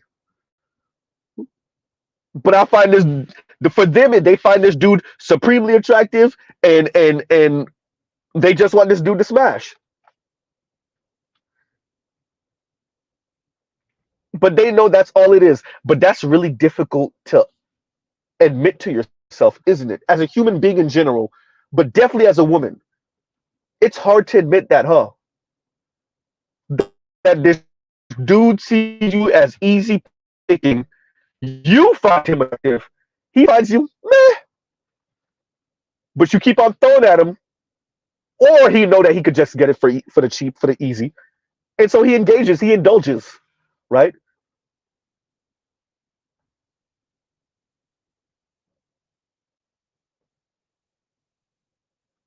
Huh? Imagine 2024, fine, Crystal and Kerosene, let's say post-slavery, post-Jim Crow. Okay, fine, Crystal and Kerosene, you want to go there? Let's go there. Imagine being a black woman in America in the 21st century, and there are white men bragging about running through black women.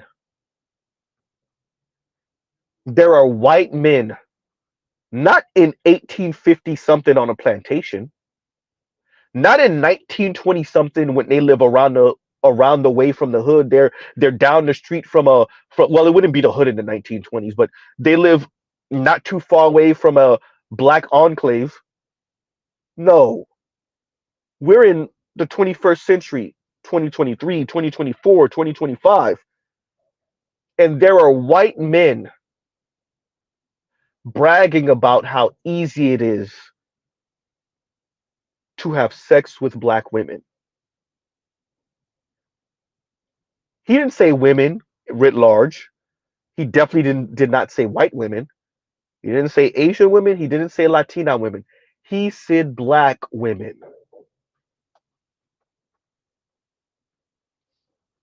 Huh? Imagine living in that world. Huh? Once again, the guy says, I've slept with nearly almost every black woman on my job, married or not. Say that again, Z. Married or not. They are so easy. This video explains a lot. Huh?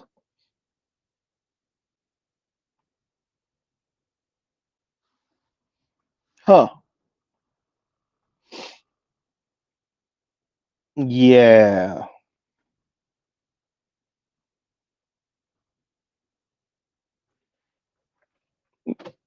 Dear black women, you might be delusional, but these other people aren't. These other people aren't. These other men aren't. These other white men aren't.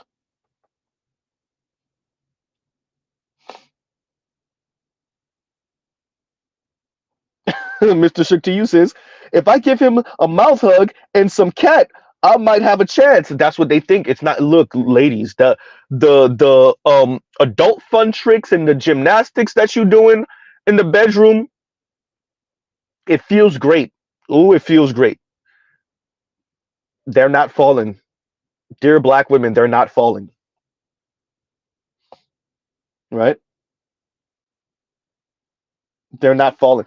And this is frightening. And this is the point. This is the point right here, right? And compassion says they think, excuse me, they think a white man smashing proves racism doesn't exist. Aha, you you you name her you name her. Anyway, Brad wants me and not and oh you oh you naker, we'll say. You naker. Brad wants me and not you. Meanwhile, Brad makes off color BBC jokes randomly. Hey, compassion, you already know where I'm gonna go. Low key, depending on the Brad, the Z. Low key, depending on the Brad, he'll smash you and your brother. God damn, Z.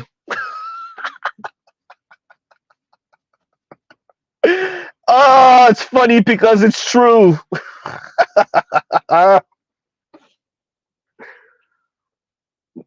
Black women, it's not a brag.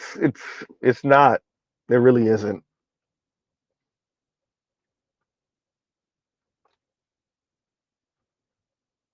I'm saying though, exactly, Telescope. This is my point. And Telescope says, meanwhile, Brad is staring at BBC on black.com. right?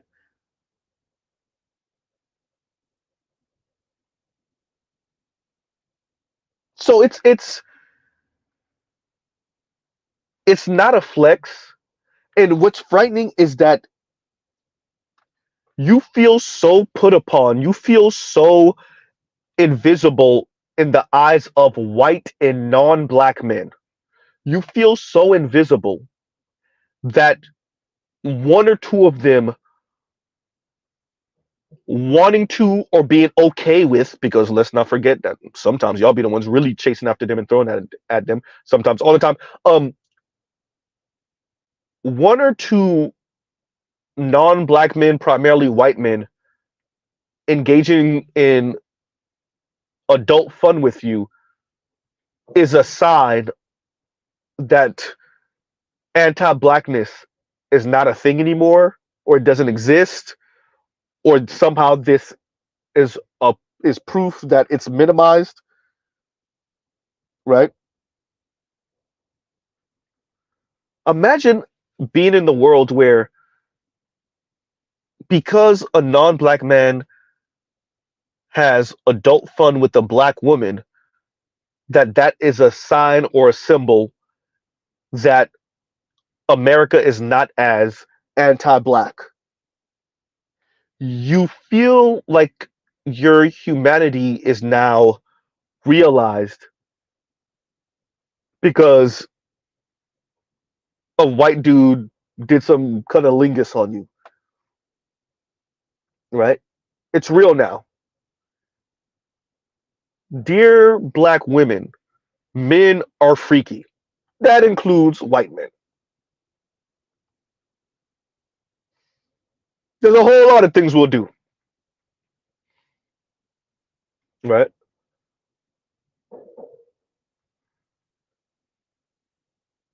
Just because he was doing cunnilingus and you climaxed and he kept on going does not mean that the world is no longer anti-black, that America is no longer anti-black, that this man himself is no longer anti-black, right?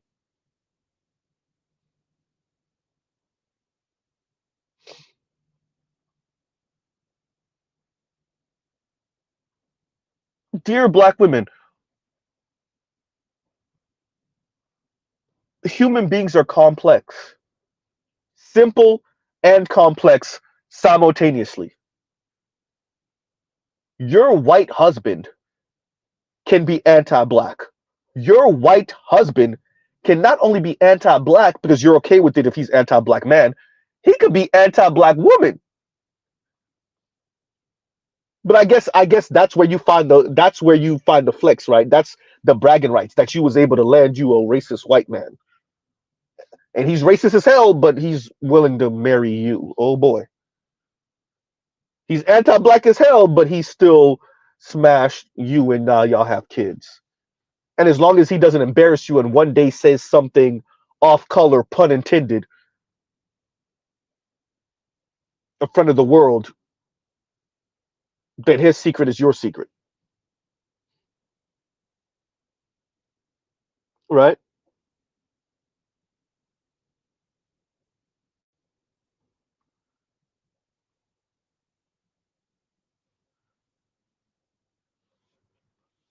And Mr. Seed says, read the book, The Delectable Negro, if you can get through it, and it will tell you how Euro-descendant men view black bodies sexually.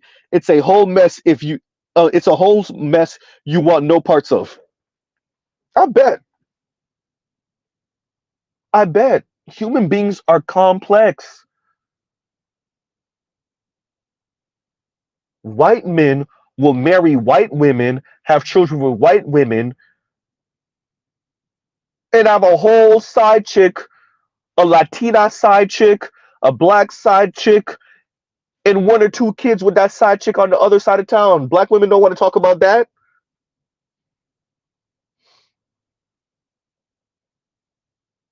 Huh? Look at Donald Sterling. Look at who his wife was. Look at who his side chick was. Look at Daniel Holesclaw. Look at who his fiance was. Look at all the women that he was graping in assaulting. I'm saying it like that on purpose. Nothing but black women. But look at who his fiance was. Huh? Look at Paul Ryan's ex-girlfriend, black. Look at his wife. Look at Machine Gun Kelly. Look at Kid Rock. Huh?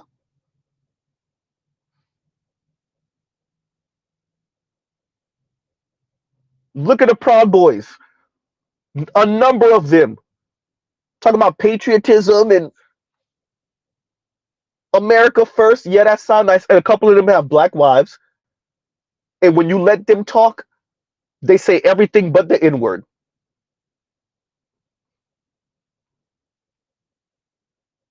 Huh?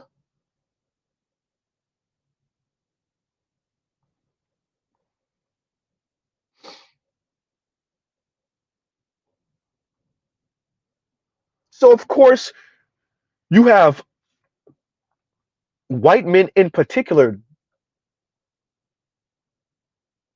Y'all make them feel like they're gods on earth. So, of course, he's going to reach down and pipe a couple of y'all. Don't mean nothing to him. And you let them know you open for it.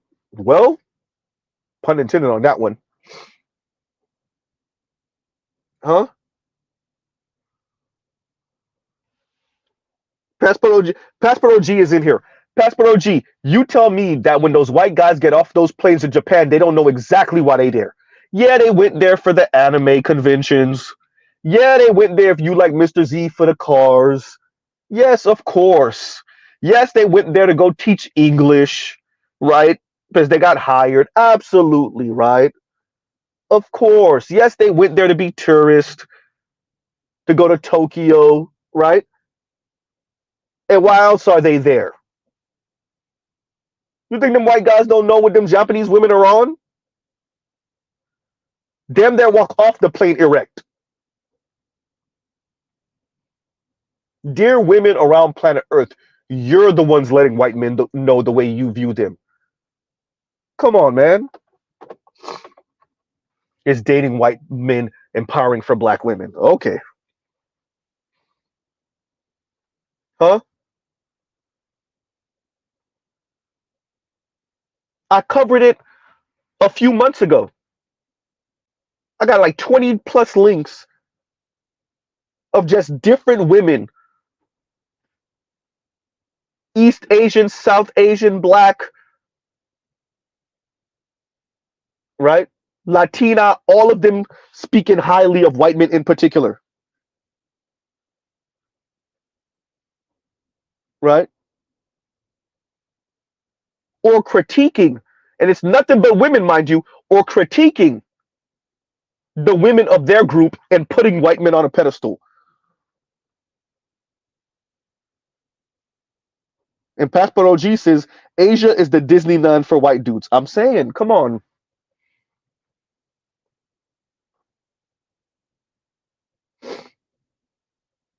right? If you are a white dude, y'all thought I made y'all throw up before. If you are a white dude, you can tear through all of Southeast and East Asia, piping whatever you want. I said whatever you want.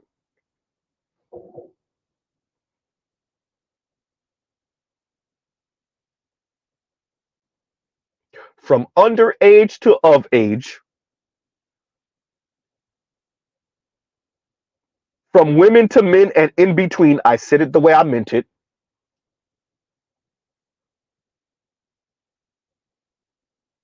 And ain't nobody gonna say anything. Everybody actually expects it.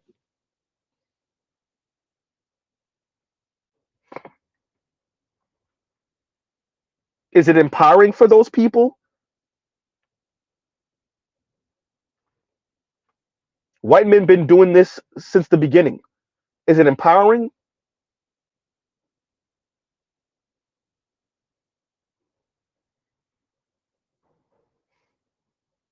Huh? Imagine living in a world that is some frightening, scary, racist stuff right there.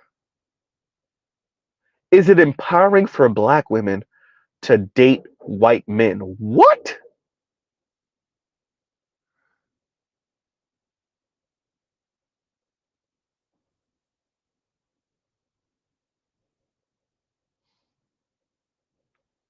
Is it empowering? Think about saying, just posing the question, is it empowering? Okay, let's flip that around and let's see how foolish this sounds. Is it empowering for black men to date white women? You see how dumb that sounds?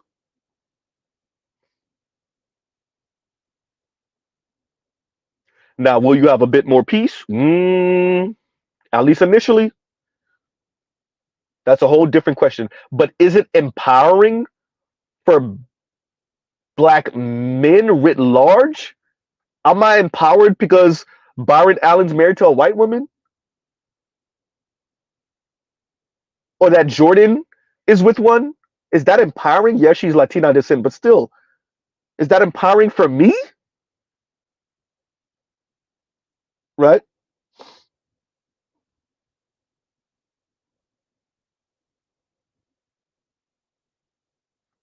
Wow, look at this. Exactly. And Passport OG says, I know several English teachers that married doctors. How'd that work? Let me explain that more in depth for y'all. What Passport OG is saying, he knows plenty of white male teachers in Japan, white male English teachers that are married to Japanese doctor women.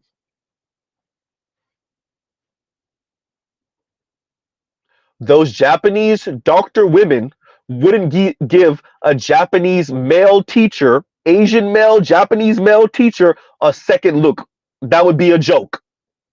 But they're married to the white man. Once again, white skin pays in dividends, right?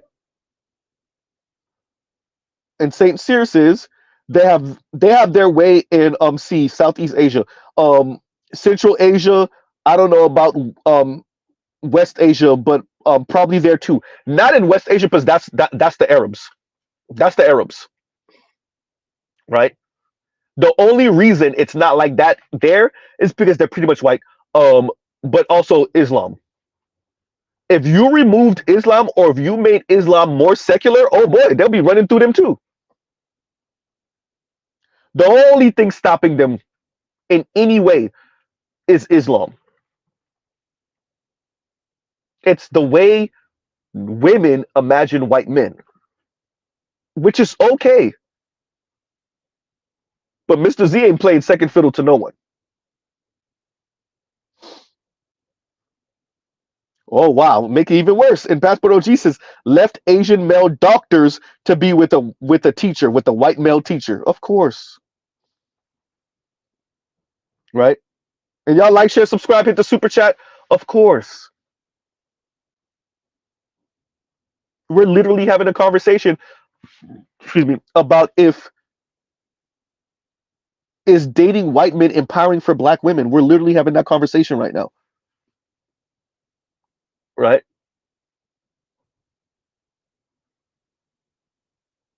Oh,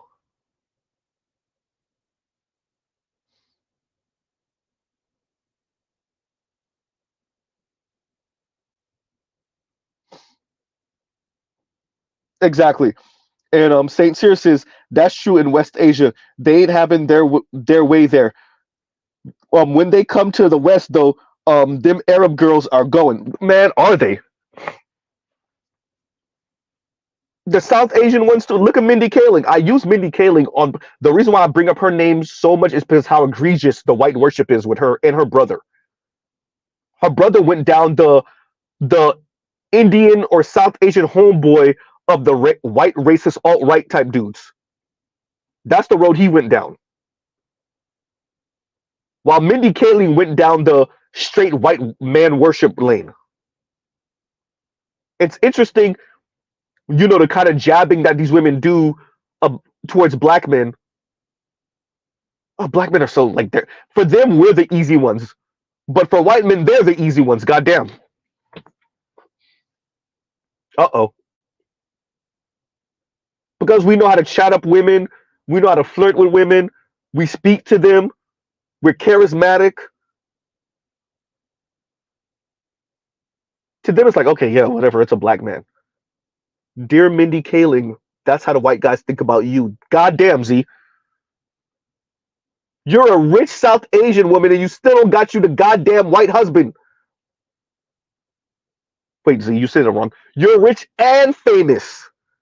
And they can smell your inferiority complex from a million miles away. You still don't even got the white husband that's preying on your ass and waiting for you to. Anyway, right?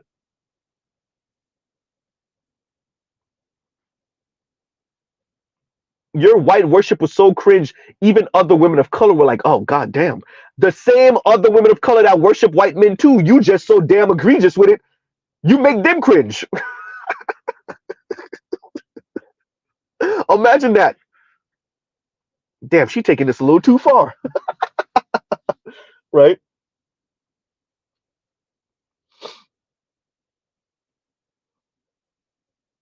Man.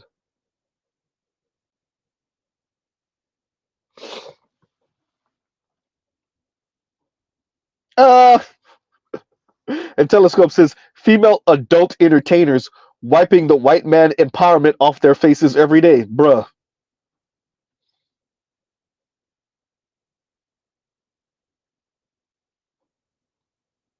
Huh?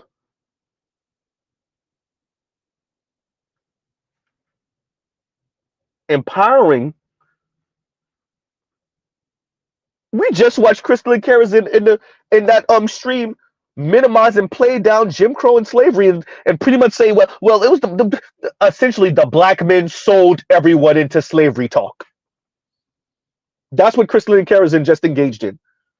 The black men sold everyone into slavery talk. The black men sold black women, black children, and themselves into slavery talk. Huh? Daughters of the trade? Of course she's not going to bring that up.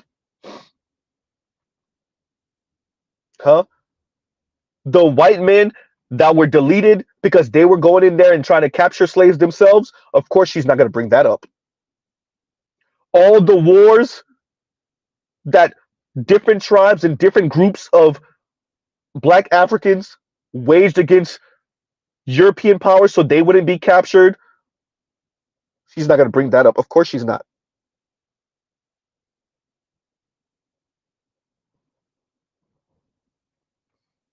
Right?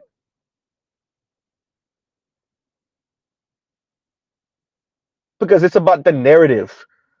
Crystalline Kerosene is a testament to it's about the narrative. Even though her and the white husband didn't work. It's interesting, y'all. Y'all making fun of what's her face? Jeannie Mai. Meanwhile, black women, you're living a similar life. Not financially, of course. But how do you make fun of Jeannie Mai for not making it work with the white man or the black man? They both left her. How many of you, that's your story also? It's easy to poke fun at Jeannie Mai about it, but you ain't work with the black man or the white man. For many of you, you didn't work with the black man or white man or Latino. Imagine this. You have a black boyfriend or husband. You done had adult fun with a white male coworker and a Latino male coworker. You and your black boyfriend break up. You ain't work with none three. You didn't work with either. I mean, giggity, you are working with the white man and Latino man, though. It just didn't work. Right?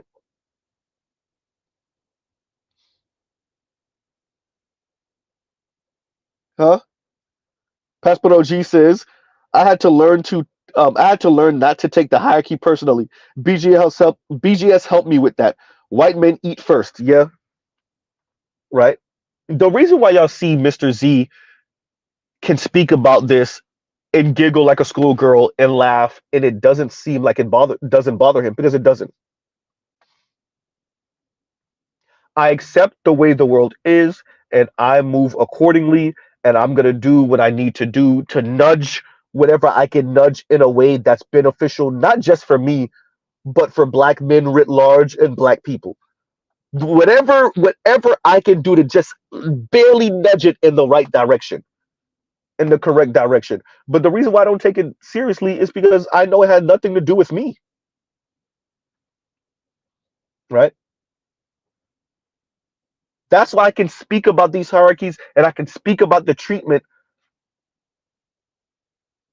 and not fall into nihilism or fatalism or any type of depression or any self-esteem issues, because I know it has nothing to do with me, right?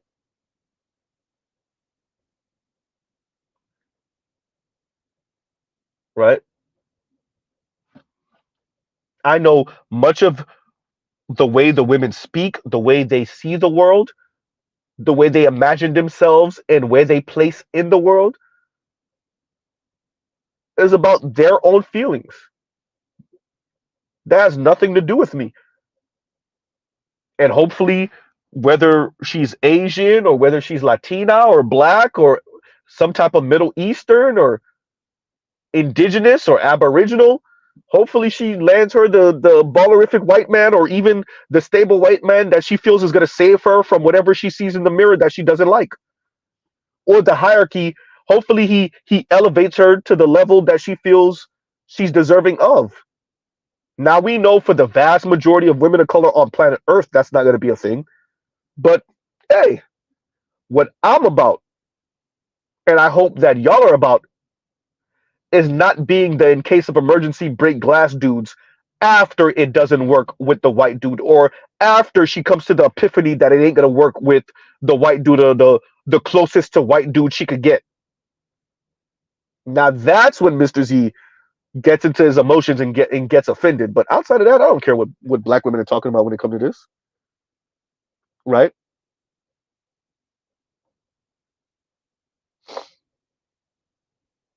Huh?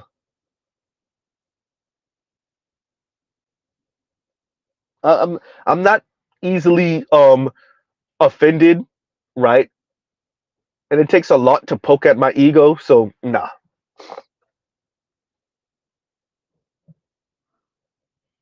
right? And as I said before, white men got to go through it too. You got to get hit with child support too. You have to get hit with, oh, see, she put all her hopes in you. You were supposed to be the lottery ticket. Them Asian women are ripping y'all up in a divorce court, huh? Black women, when y'all do get married to, when y'all do marry them and it don't work out, that's your ass, huh?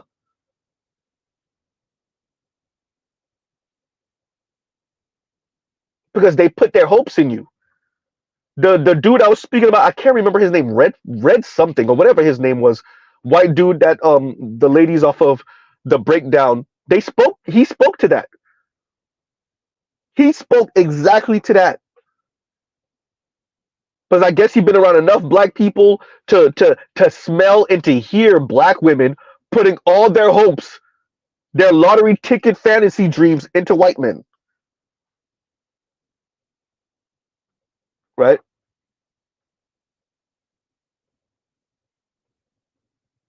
White men know. White men know the way women of color see them. They know. They like to play it down. They like to act coy. But just like everybody else in this society, when they lose all their discipline in an argument, they'll start saying it. Axi Hahino. Huh? They know where they sit on the hierarchy. They know. They play coy. They play it down. The young brother, the chisel chin, good looking brother, he has the shorts on YouTube, and one of the shorts he did, it's not you, it's because you're not white, and he goes over the stats real quick, and you read through the comments, there's a whole lot of white dudes copping please. It's not about race, man. It's not about, shut up,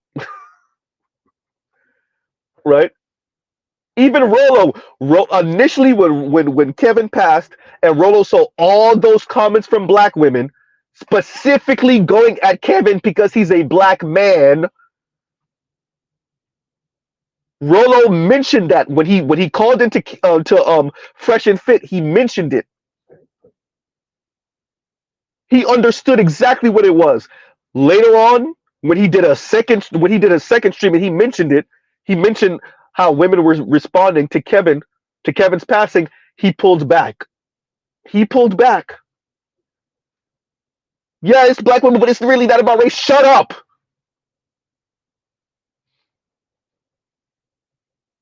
So white men know, right? They know.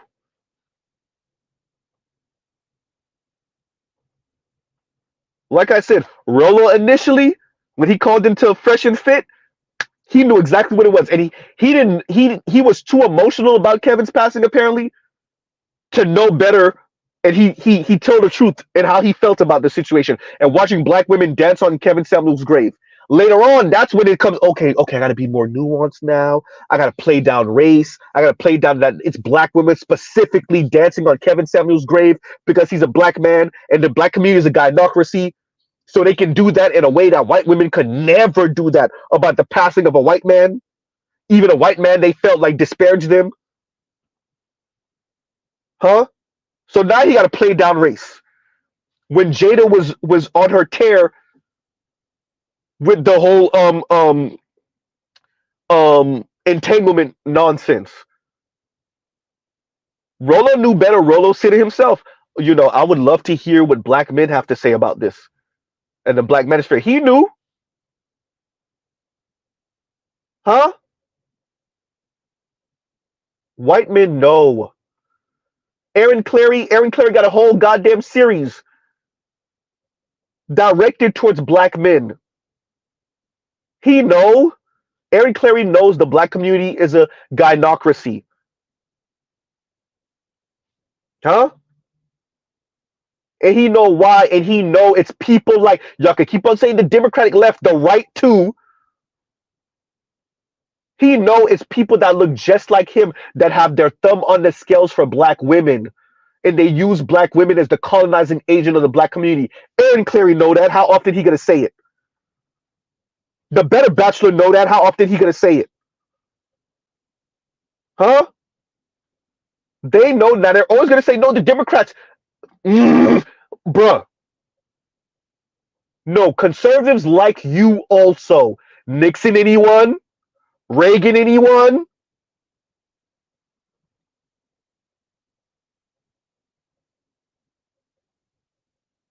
No, y'all think y'all are so smart and we're so dumb. You don't think we're informed enough. Y'all bring up that Johnson quote every 5 seconds. I'll have these Negroes voting for me for 2 generations, whatever he said, 200 years, whatever he said.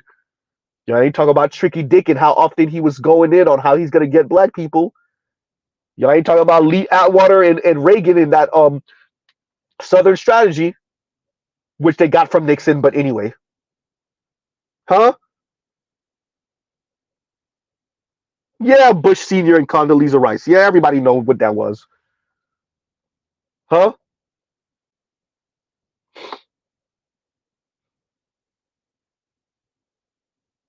So dear black men, get in where you could fit in, and if you want to do something to change the world in a way that's better for black boys and black men writ large, then you do that. And you commit to that. But don't let whatever these people got going on make you feel any less of yourself. And definitely don't let them playing it down and acting like it's not a thing and acting like it's a figment of your imagination. No, black men, you are not crazy. It's not a figment of your imagination. Yes, there is a racial hierarchy. Yes, the women perpetuate the racial hierarchy. Not all of them, but enough. I'll let you decide whether it's most or not.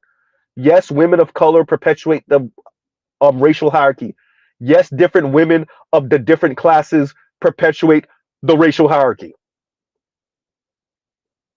Right?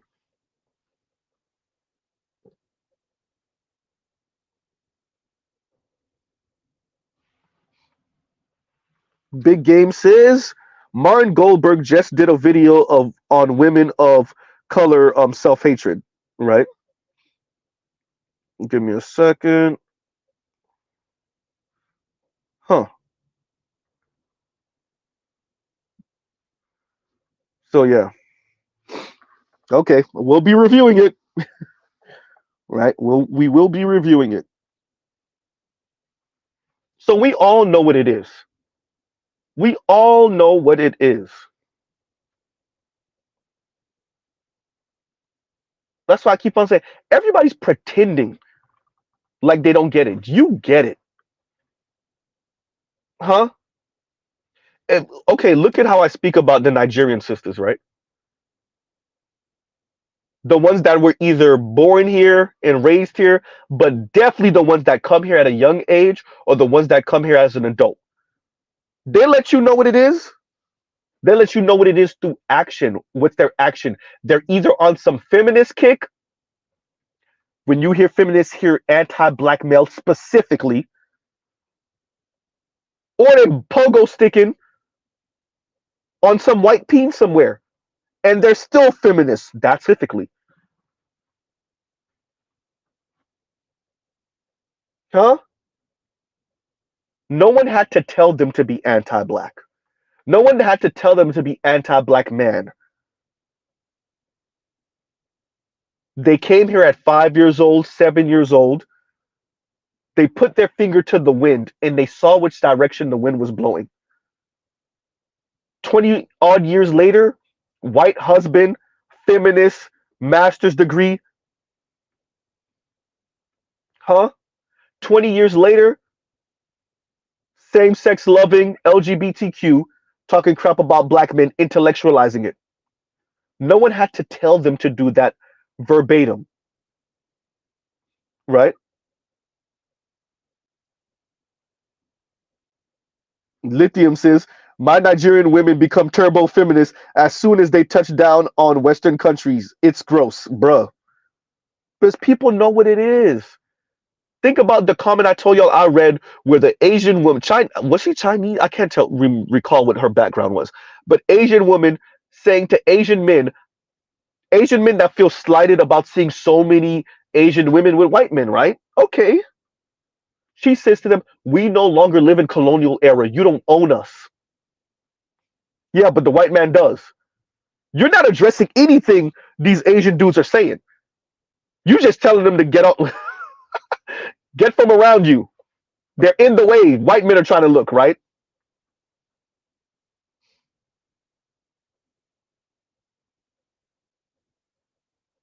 Huh. And Lithium says the black diaspora sees American black women as older sisters, BGS. Yes, absolutely. Shout out to Compassionate and Callous. Compassionate said it, and it's true. Black American women are the true believers. That's why feminists fund them. They're the experimental group. They're the guinea pigs, particularly in America.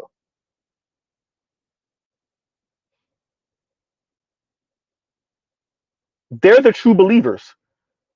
That's why you see white women talk all that crap and still get married to their white man who class position and income serves as the patriarchy. He could talk all that crap. He could go to the pussy hat marches too and the pink hat marches and all of that. He could do all of that. His class position, his education, his income, his wealth acts as the patriarchy. So he could do all the anti-patriarchal talking all he want. Lose the money in the education, bruh. Lose the height. Go from 6'2" to 5'8" and 5'7". Lose the education, lose the money, and then talk to me about anti-patriarchal when your wife look at you like, ew. Shut up. Huh?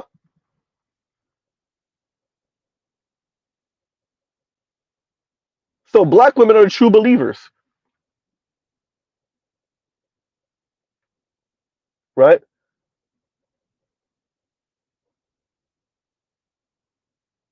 When you listen to women speak, particularly in the 21st century, this is why they keep on playing down the internet, y'all. and minimizing it, but then at the same time saying how dangerous we are on the internet. What? Is it real or is it not real? When the women are talking, it's this little group and it's not real and you're exaggerating it, but the black manosphere and the overall manosphere, oh God, we gotta investigate and look at the rhetoric. Wait a minute. So our rhetoric is toxic, but your daughter's on the other side of the fence talking about deleting unborn black males. Ain't nothing to see here, huh? Okay, yeah. Huh? Huh.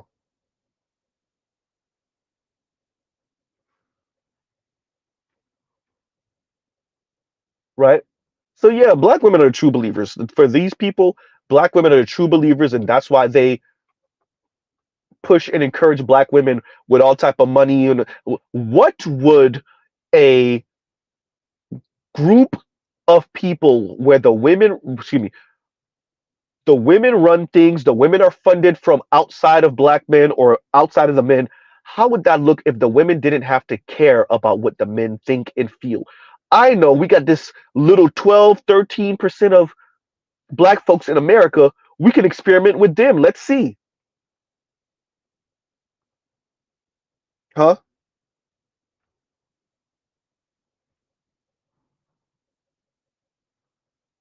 We can use them as the guinea pigs. Let's see.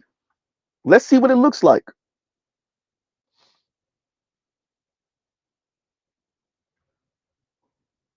So yeah, no, black women are true believers, and white men already know what this is. White men know where they sit on the racial hierarchy, and whenever they get annoyed enough or angry enough, they'll let it they'll let it slip. They'll let it slip. So they play coy on a day to day. They don't want to offend their black homeboys. They don't want to offend black men on the except for the like overtly in your face, drooling at the mouth racist. They'll say it all day, every day, and they'll say that's the way it's supposed to be, right? But your average white dude who still might have those same ideas and ideology, he'll play it down until he gets angry enough. He'll let you know, right? If his actions already don't let you know, he'll let you know. Everybody knows what this is. Everybody's acting dumb. I keep on saying it. Everyone knows what this is. Everyone's acting dumb, right? People know what the racial hierarchy is. People know where black women rank on the racial hierarchy. People know where white men rank on the racial hierarchy. People know. And you know they know because anyone who's ever contended with what the dating divide says, the book, or what Dr. Jennifer Lundquist and Dr. Chantel Buggs have said on their interviews about that book, anyone who contends with it, when you purposely see them go around and ignore, right? Ignore the part that says the women are chasing after white men. It's all about race. Not for men of color per se, but for women of color. If you see them ignoring that, that lets you know I don't want to. I don't want to even address it. I'm going to pretend like I didn't see it. When you hear, and that's why Mr. Z listens to FD Signifier. You hear FD purposely say, I'm not going to touch that." He says it to T Noir. That was what, a year ago. He said that to T Noir. Now he's pretty much saying it to Olay. He said it to me. I got to find a way to frame. You got to find a way to frame it to make it so. The women want the lifestyle. Y'all cannot get over it. And right now, for them, the person that symbolizes the lifestyle the most are white men, regardless of the resources that men of their collective groups amass. That's where Asian women come in. Asian men earn more than white men. If I'm not mistaken, Asian men live longer than white men. They live longer, they earn more. I'm talking about Asian men in America, right? What that mean? Asian women's interracial marriage rate, 54%. Huh? Excuse me, I keep on saying that wrong. American born Asian women, interracial marriage rate, 54%. When you look at all Asian women that's in America, it's something like 39%. Huh?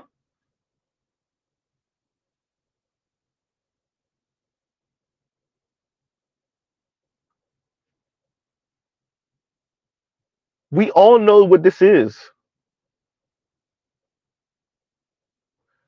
So all of these years and decades, we've been speaking to men of color, primarily black men, about them getting the bag and then going after non-black women, but specifically white women. This has been like the most common trope of the past half century, particularly in the black community. Everybody believes it. White folks believe it. Black women swear by it. Non-black folks believe it. Everyone believes that the first thing a black man want to do when he get a couple of dollars is end up with the first non-black woman he could possibly find. Meanwhile, in actuality, it's a women of color thing, and it's not dependent necessarily on income, right?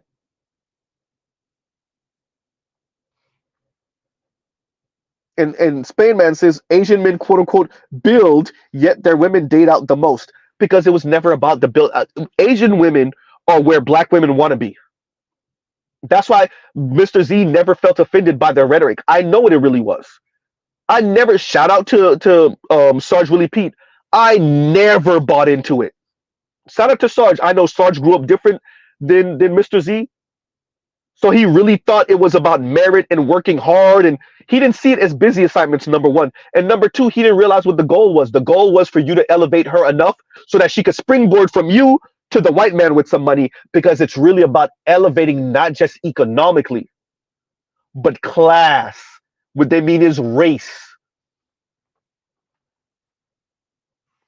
A rich, a rich or wealthy black man can only get a black woman so far because she still isn't being validated by the man. Being validated by a man. She's being validated by a man that might be the man in his circle, but she's not being validated by the man. And the man in the Western world, on the planet right now, to be honest with you, is a white man. It's a white man of means. And that's why all of these women are chasing after rich white men. From Asia to Latin America to Africa, right? Huh. So black women are just where Asian women want to be. And so imagine this. You're a Chinese American or Japanese American. You did all of this work. You sent your kids to the best schools. Your daughter is Ivy League educated, and she walk in the door with Mark Zuckerberg without the money. Goddamn. You thought I was gonna leave it with his money? Nope. Huh? What you thought?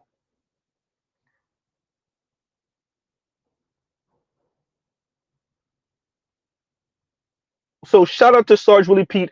It's good that he finally got here with it, but it was never about that. It's really about you putting them in the position to be chose by white dudes. And is that all black women? No, it's not. I genuinely know black women that are not interested in white men whatsoever at all. Is that most of them though? Ah, huh?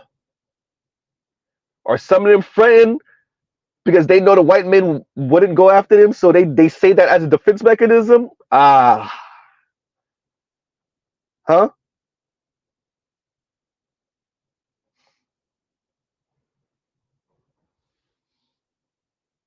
And Venom says, but Asian women feel a way when Asian men date out, which is silly. It doesn't have to make sense. And plus, they need a fallback plan. Because as much Asian women as you see dating white dudes, that still don't mean nothing. Oh, I'm saying it the wrong way. As many Asian women as you see married to white dudes, still doesn't account for how many Asian women have had sex with white dudes, right? So they need somebody to fall back to eventually, right? Asian women are in the obviously way way different position than black women when it comes to white men. But generally speaking,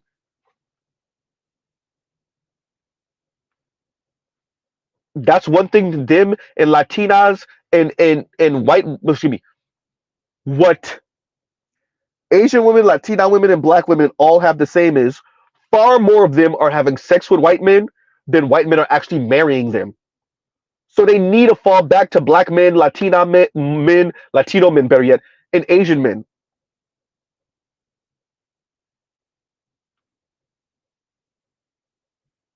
We blew the lid open with this one, y'all. This was never supposed to be a thing. We were never supposed to speak about racial hypergamy,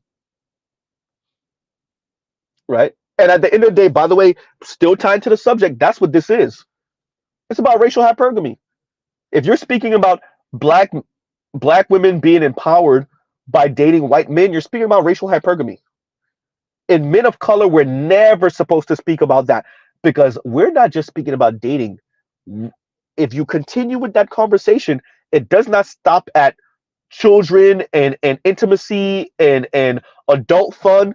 Now we're going to start speaking about women of color being used as the buffer class. Uh-oh. Now we're going to be speaking about women of color and how they're actually interpreting that indoctrination education. I'm sorry, y'all. I'm sorry. I messed up. Huh?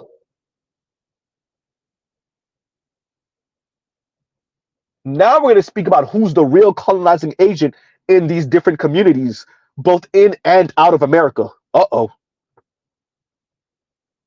Now we're going to start speaking about why do y'all want to educate the women so much? Is it really education or is that indoctrination?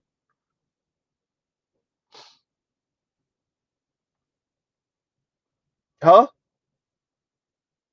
See, once we start speaking about racial hypergamy, it doesn't actually end with dating and adult fun and marriage. It starts there. And if FD can admit that his friends are starting to have a conversation, oh my God, about how colleges and universities might be a colonizing tool, where have y'all been? Then if we are saying that women, college and university is 60-40 split women to men, that means who's being indoctrinated the most with white and European ideology about their own group. Uh-oh. Y'all going to colleges and universities coming out feminist, really anti-black male.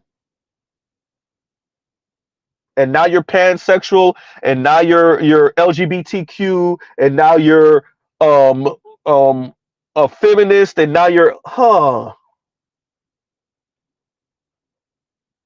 but you have a bachelor's degree or a master's degree, or maybe you're even a PhD.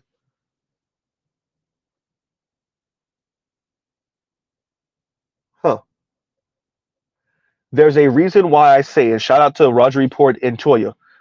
There's a reason why I say the brothers that have been incarcerated for a large amount of time aren't the only ones that are institutionalized. A lot of you sisters who have been in these colleges and universities, primarily the PWIs, but the HBCUs also, y'all have attended these PWIs for your advanced degrees and maybe even your PhDs, and you think you're not institutionalized. Madam, you are the pinnacle of institutionalized. Huh.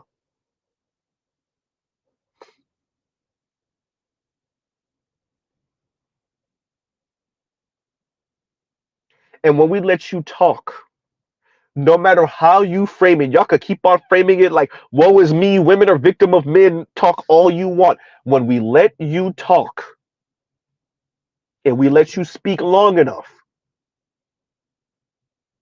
you will prove to us that you are institutionalized. Huh? Why does your rhetoric align with white women, white feminist rhetoric? Uh-oh.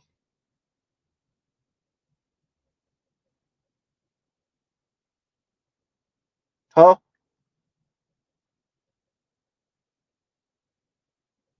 Just saying. One of you is the wife of the colonizer. You're a colonizer yourself. The other one is subject to it. Wish she was a colonizer, though. Huh?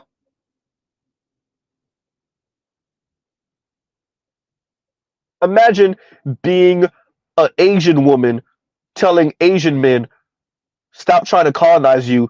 They're not colonizers because he's critiquing your white peen chase. When white men were the ones to colonize you or force you to open if you're Chinese or Japanese.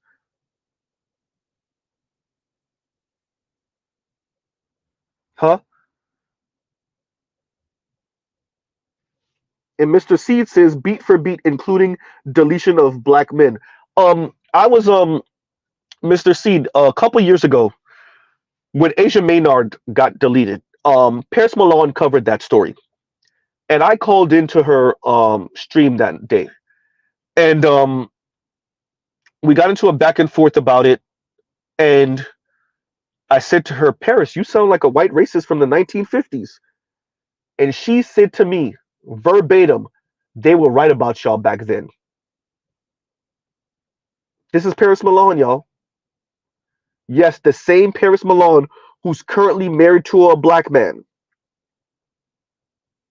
Yes, the same Paris Malone, shout out to Angry Man, that Angry Man calls the Maybelline Muppet, which is hysterical. So when you say beat for beat, yes.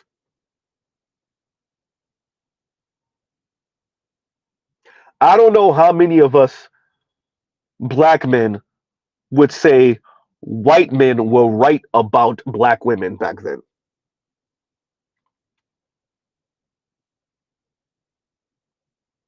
Now, there's some black women that would say white men were right about black women back then.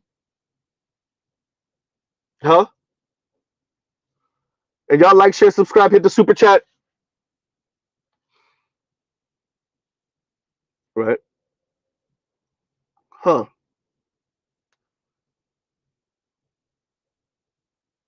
Yeah. So that's a real thing.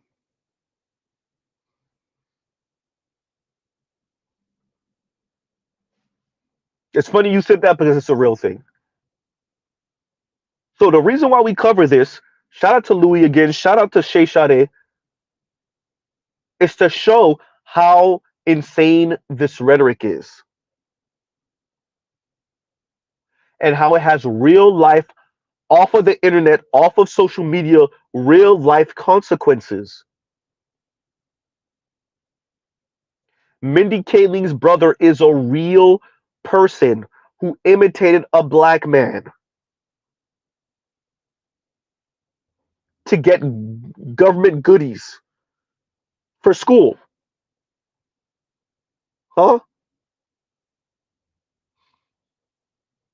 Chrislyn Karazin's rhetoric in view of black men is real. That's why she was in some type of weirdo pansexual relationship with white people.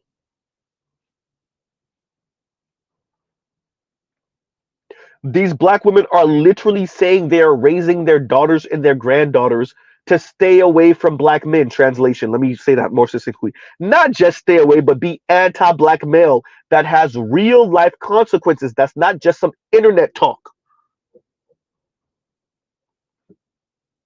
Huh?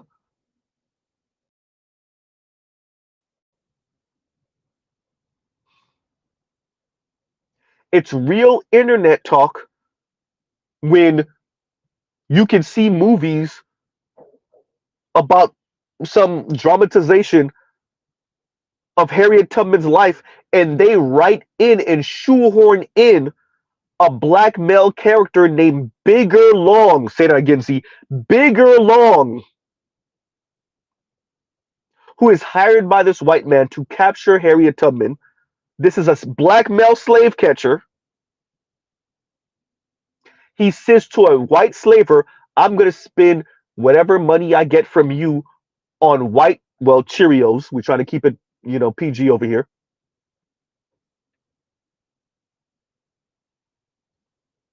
He is so hell bent on capturing Harriet Tubman that he attempts to delete her. And Harriet Tubman is saved by the same slave owner that sent that black man to go capture her in the first place. A movie like that could be written by black people, supposedly written by black people, because we allowed the anti-black rhetoric, anti-black male rhetoric in the black community to get that out of hand. Where you have black women and black LGBTQ men, atheists,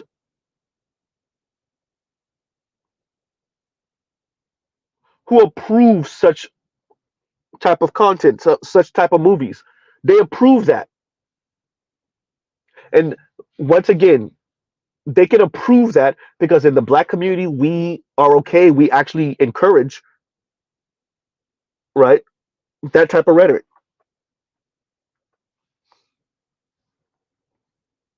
That's why that exists.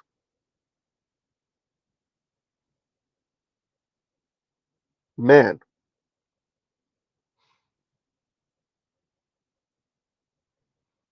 So this does have real life consequences,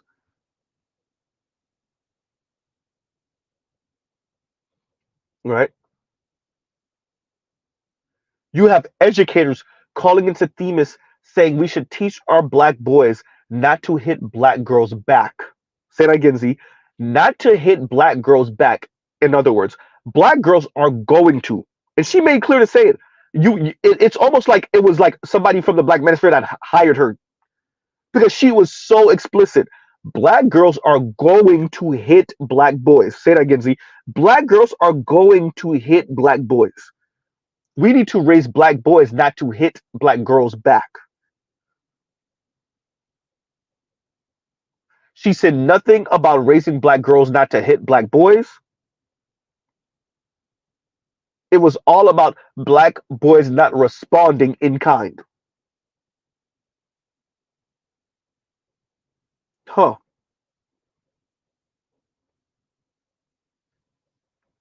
And she's somewhere in education. Not sure if she was a teacher or not, but she let it be known that she's somewhere in the education field. She could be a secretary somewhere for all we know, right? She could be a teacher lying that she's not. A teacher's assistant, right? A substitute teacher. She could be anywhere in the education field. But this is the way she thinks. This rhetoric, this online internet rhetoric has real life consequences. The anti-black misandry has real life consequences. Right? Huh.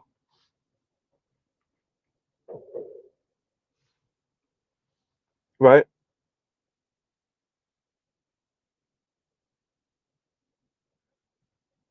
So we have a whole lot of people just ignoring this, minimizing it, playing it down, telling black men they're the real issue.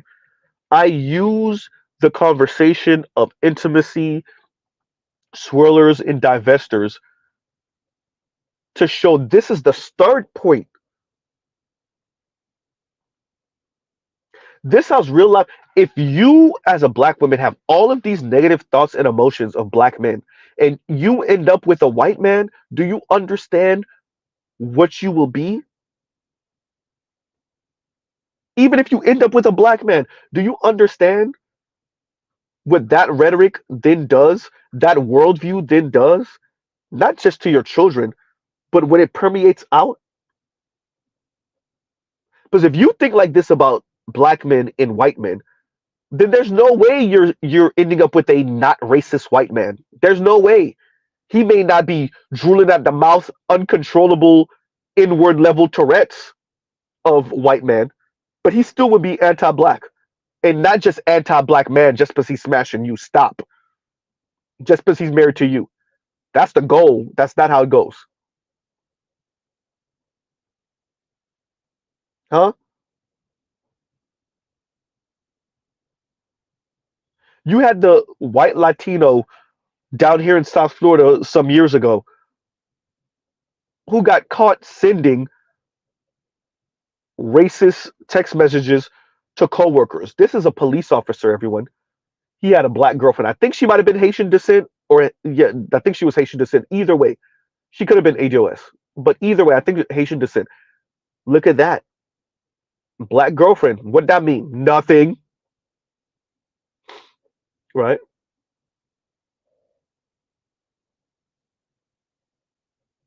Huh? Right? And St. Cyr is shout out to them South Florida Cubans. South Florida Cuban men and women are having sex with black people, right? They having sex with black people. Are they marrying black people? Absolutely not in any significant number. Yeah, some of the Cuban women end up with a couple of ADOS men here and there, Haitian men, maybe one or two Jamaican men, but yeah, but the Cuban men, yeah, right. Y'all remember that story of that coach down here that was cheating on his wife with the Haitian sister, right? Huh?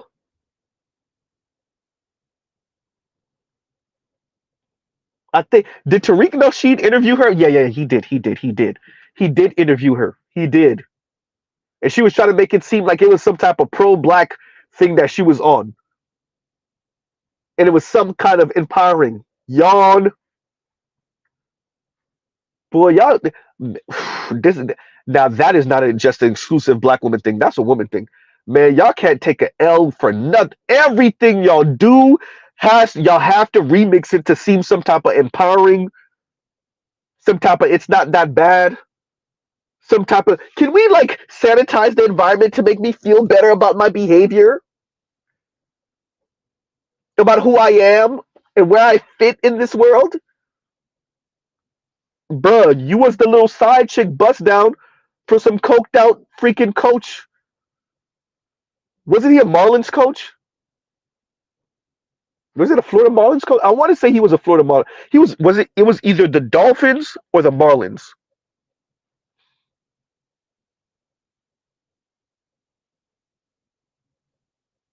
Huh? It's the same thing that Nas baby mom tried to do with the Jay-Z Nas beef. Like it was really about her. It was not about you. Got to make yourself the sitter and got to make it seem like it was some empowering thing you were doing. Shut up.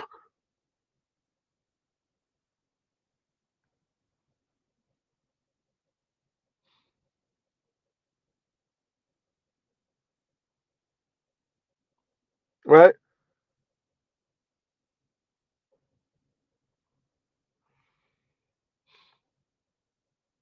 Always got to turn something into some type of empowering. And that's what helps with the delusion, which, by the way, helps you not move. Right? Which helps you not move, which helps you not elevate, which helps not put you in a better position because you're stuck where you are, trying to decorate where you are.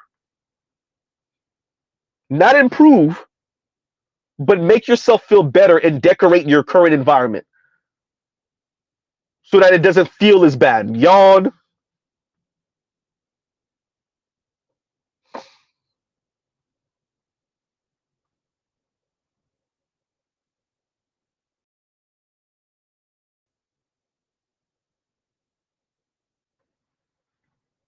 So yeah, everybody understands the hierarchy, everyone understands the hierarchy. Everyone's pretending like they don't, particularly in America, right? People pretend like they don't get it. People pretend like they don't understand where they fit in the hierarchy, or better yet, where other people fit in the hierarchy. We pretend, and it's especially now. This is really egregious in America because America was supposedly founded not doing the whole class structure thing. We don't do this whole aristocracy thing like the Europeans do. Yawn, right?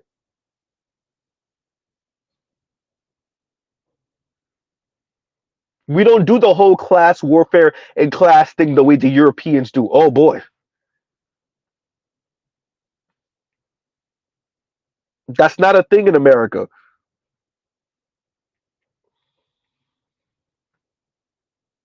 huh? But in actuality, race is class in America. Yes, different races have classes in them. That includes the black race. But race is class in America. So we play down class in America, and then we minimize racism also, anti-blackness also. Oh boy, where does that leave black people? Well, it leaves black women spinning their wheels, attempting to move up the class structure. They're becoming more and more institutionally educated. Those degrees aren't necessarily elevating their stock in this society. So they're throwing a temper tantrum, looking back at black men and blaming black men for that. Instead of the white folks that lied to them and that bamboozled them and that tricked them into believing that a couple of letters before or after your name was going to improve your class position racially.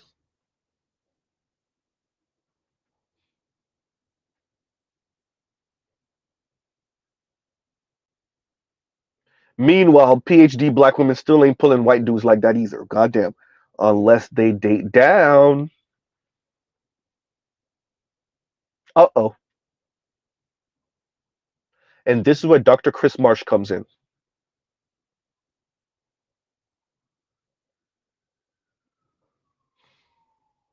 This is where Yanni comes in. But definitely Dr. Chris Marsh. Because if she's a PhD in demography and sociology, right, then she knows the numbers. She knows the numbers better than Z does. It's not even comparable. And what that means is she knows if black women don't make it work with black men, there is no making it work with anyone else, not in any significant number, right? And Detroit says, and thank you for the super chat, I call 1-800, or say, I said that wrong. I said that wrong. Let's do that again. 1-800 call a polar bear or 1-800 call a green goblin. Hysterical. I do appreciate all of the memes that's going around showing women, namely black women, hugged up on bears, kissing bears, holding bears' hands, right? Fine then. I hear you. I know what black women were trying to say and women writ large were trying to say. I get what they were trying to say, but go end up with the bear then. Stop trying to gaslight men and break them into what you feel would be the most pliable to you. It ain't gonna work. It's just not. Right? So yeah, y'all. I wanted to cover this today. Shout out to Louis once again. Shout out to Shay Sade once again. Um, this is important because this has real life consequences, and I think that I'm going to have to stress that more. I was already on this road, but after that conversation I had with Diallo and Skip, um, as I said, I'm working on my 30-second and 60-second elevator pitches about the Black Manosphere. But I realized that after that conversation, it really hit me, and that's when I really realized um, people that are not engaging with the Black Manosphere really think that it's all we do here is poo-poo our lack of situation with Black women or our lack of situation with women. It is the stereotypes that we thought it was. We're a bunch of mouth breathing, and I gotta say the word incels, um, and we want to we want to, make black women barefoot and pregnant. And they don't grapple with the idea that black women's negative ideas about black men permeate every part of their life. It doesn't just stop with, okay, um, I don't have a good intimate relationship with a black man. I'm not that great in the dating scene, and it ends there. It's not that. It's black men ain't ish. It's black men are bad people. It's black men are have low IQ. It's black men lack discipline. It's black men don't take education seriously. It's black men don't want to be employed. What did that lady tell Yvette Carnell? Black men go to jail for 3 hots and a cot. Like it becomes that. It's black men in this degenerate music they create. Shout out to Chris Lynn Karazin and the panel, right? It becomes that. It becomes justifications coming out of black women's mouth for anti-blackness, right? So and remember, Chrislyn Karazin has a fully black daughter. So I'm not saying that we don't have black people who are not card-carrying swirlers and divestors who don't engage in this. No, what I'm saying, it's swirlers, it's divestors, it's black men ain't ish black women, it's black women in luxury black women, it's level up black women, it's black women that's talking about the decenter men. What they really mean is decenter black men. And it's not just the internet thing. It's not just a social media thing. Right? But we refuse to really have that conversation of what happens when you have a number of black women who have been raised that they are better than black men and it's their world, and the black community should be a gynocracy even if they don't know that word. That black women are truly the moral arbiters of our entire society, namely the black community. And black men need to provide, protect, and shut up and get behind black women. You have a community full of women that think like that, that when they talk, even for the Christian ones, even when they talk about black men being the leaders, not want my man to lead, what they really mean is in case of emergency, break glass leadership. That's what they mean. In case of emergency, break glass leadership. Right?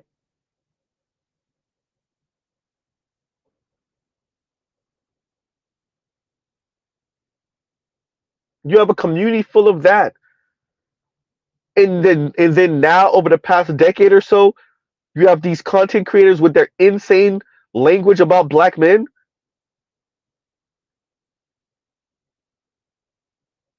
And then we wonder how we get these type of Gen Z young women and young millennial women who've been listening to Chrissy for 7 and 8 years, listening to Paris for 6 and 7 years, listening to Yanni for just about as long, listening to Chrislyn Karazin for a decade, Cynthia G for 5 and 6 and 7 years, Lexus Exodus for a couple years now. Do you wonder how we get these women, young millennial women? It's not just about dating. When you read is black women dating white men, has that elevated black women. When you see comments like that, it's not just about the intimacy. Has black women being in white male spaces, whether intimately or not, has black women attending PWIs, HBCUs too, but okay, fine. PWIs. Has black women working in corporate America? Has black women having secret adult fun with white men? Has black women having overt adult fun with black men, being in relationships with black men? Excuse me, I keep on saying black men. Has black women being in intimate situations with white men, being in adult fun situations with white men? secretly or not, being married to white men, has all of these interracial commercials with black women and white men, television shows with black women and white men. Has that empowered black women? It's not just about quote unquote dating. Has black women's rhetoric about how horrible black men are, has that elevated black women? Has black women speaking about how black men are lacking compared to non-black men, has that elevated black women?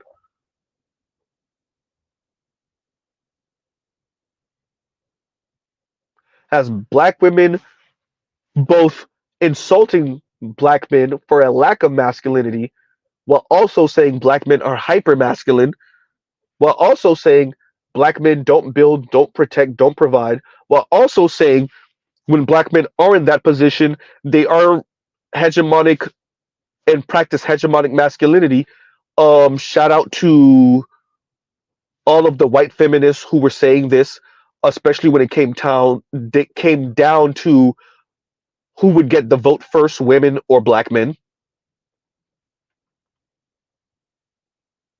This is not just about black women dating white men and whether black women see dating white men as empowerment to black women writ large.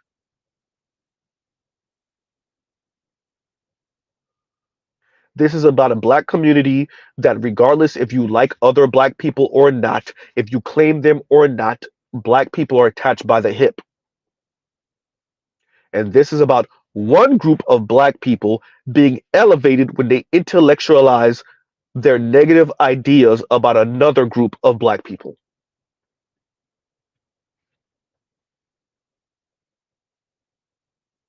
Huh? This is about one group of black people being encouraged to speak negatively about another group of black people. That the dominant society has a thumb on the scales for them, and we can tell because banks and non-government organizations are pretty much telling you that by funding only one group of black people within the black community.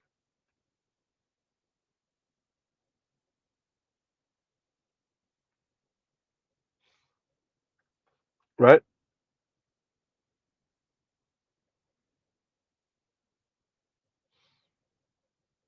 So on that note, everyone, we will pause right here truly, right? We'll pause right here. Love, peace, and chicken grease. Once again, thank you for the super chat, Detroit. Thank you for the super chat. Right? Y'all go check out other Black Manosphere content, other non-Manosphere content. I know the Roger Report is streaming now, if I'm not mistaken. I don't know if Dr. Thunder is streaming. He should be. Um, or he might have finished already. Um, yeah. So y'all go check out other Black Manosphere content, other non-Manosphere content for the love of God. Thank you for this, Louis. Shay Sade, they got Shay Sade got him. Right? Um, and these people are gonna die on this hill. Crystalline Karazin, you could see this is her mission. This is what she feels is her calling, and she will die on this hill. Her ego will not let it go. Her ego will not let it go. She wants to spite that black baby daddy until her death, until her last breath. And so the rest of us got to get it because he didn't marry her. Right?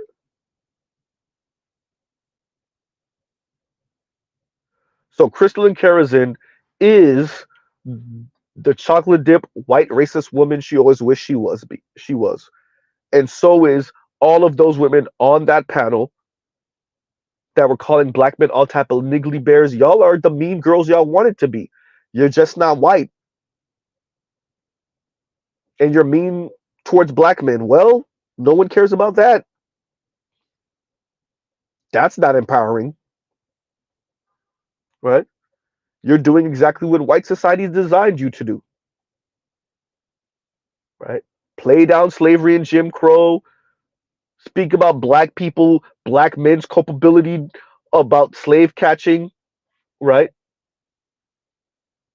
Minimizing current oppression of black folks by white racist society, hyping up um, mixed people as if mixed people are going to solve anti-blackness or solve whatever. Okay, there's not going to be a race war because I think that if we keep on mixing, like what we're going to fight about, no, that's not how it's going to work.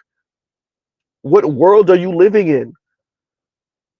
Just about everything south of the border is an example of how that mixing is going to solve some type of racial issue. Just about everything south of the border proves that wrong. All of the Caribbean, all of Central and South America, full of indigenous, white, black, mixed people. Even a couple of Asians in Mexico and in Brazil. What that mean? Nothing.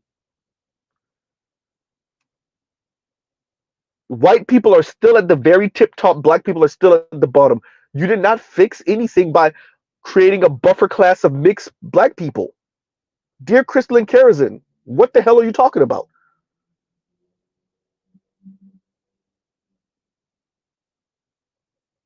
So on that note, everyone, we will pause right there. Truly. And yeah, this is more than just about adult fun. This is more than just about whether black women feel that dating white men is empowering. This is more than that, right?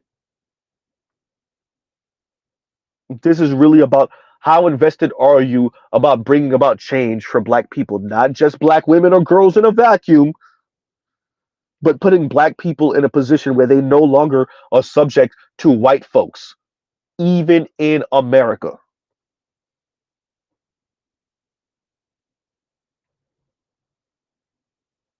Huh?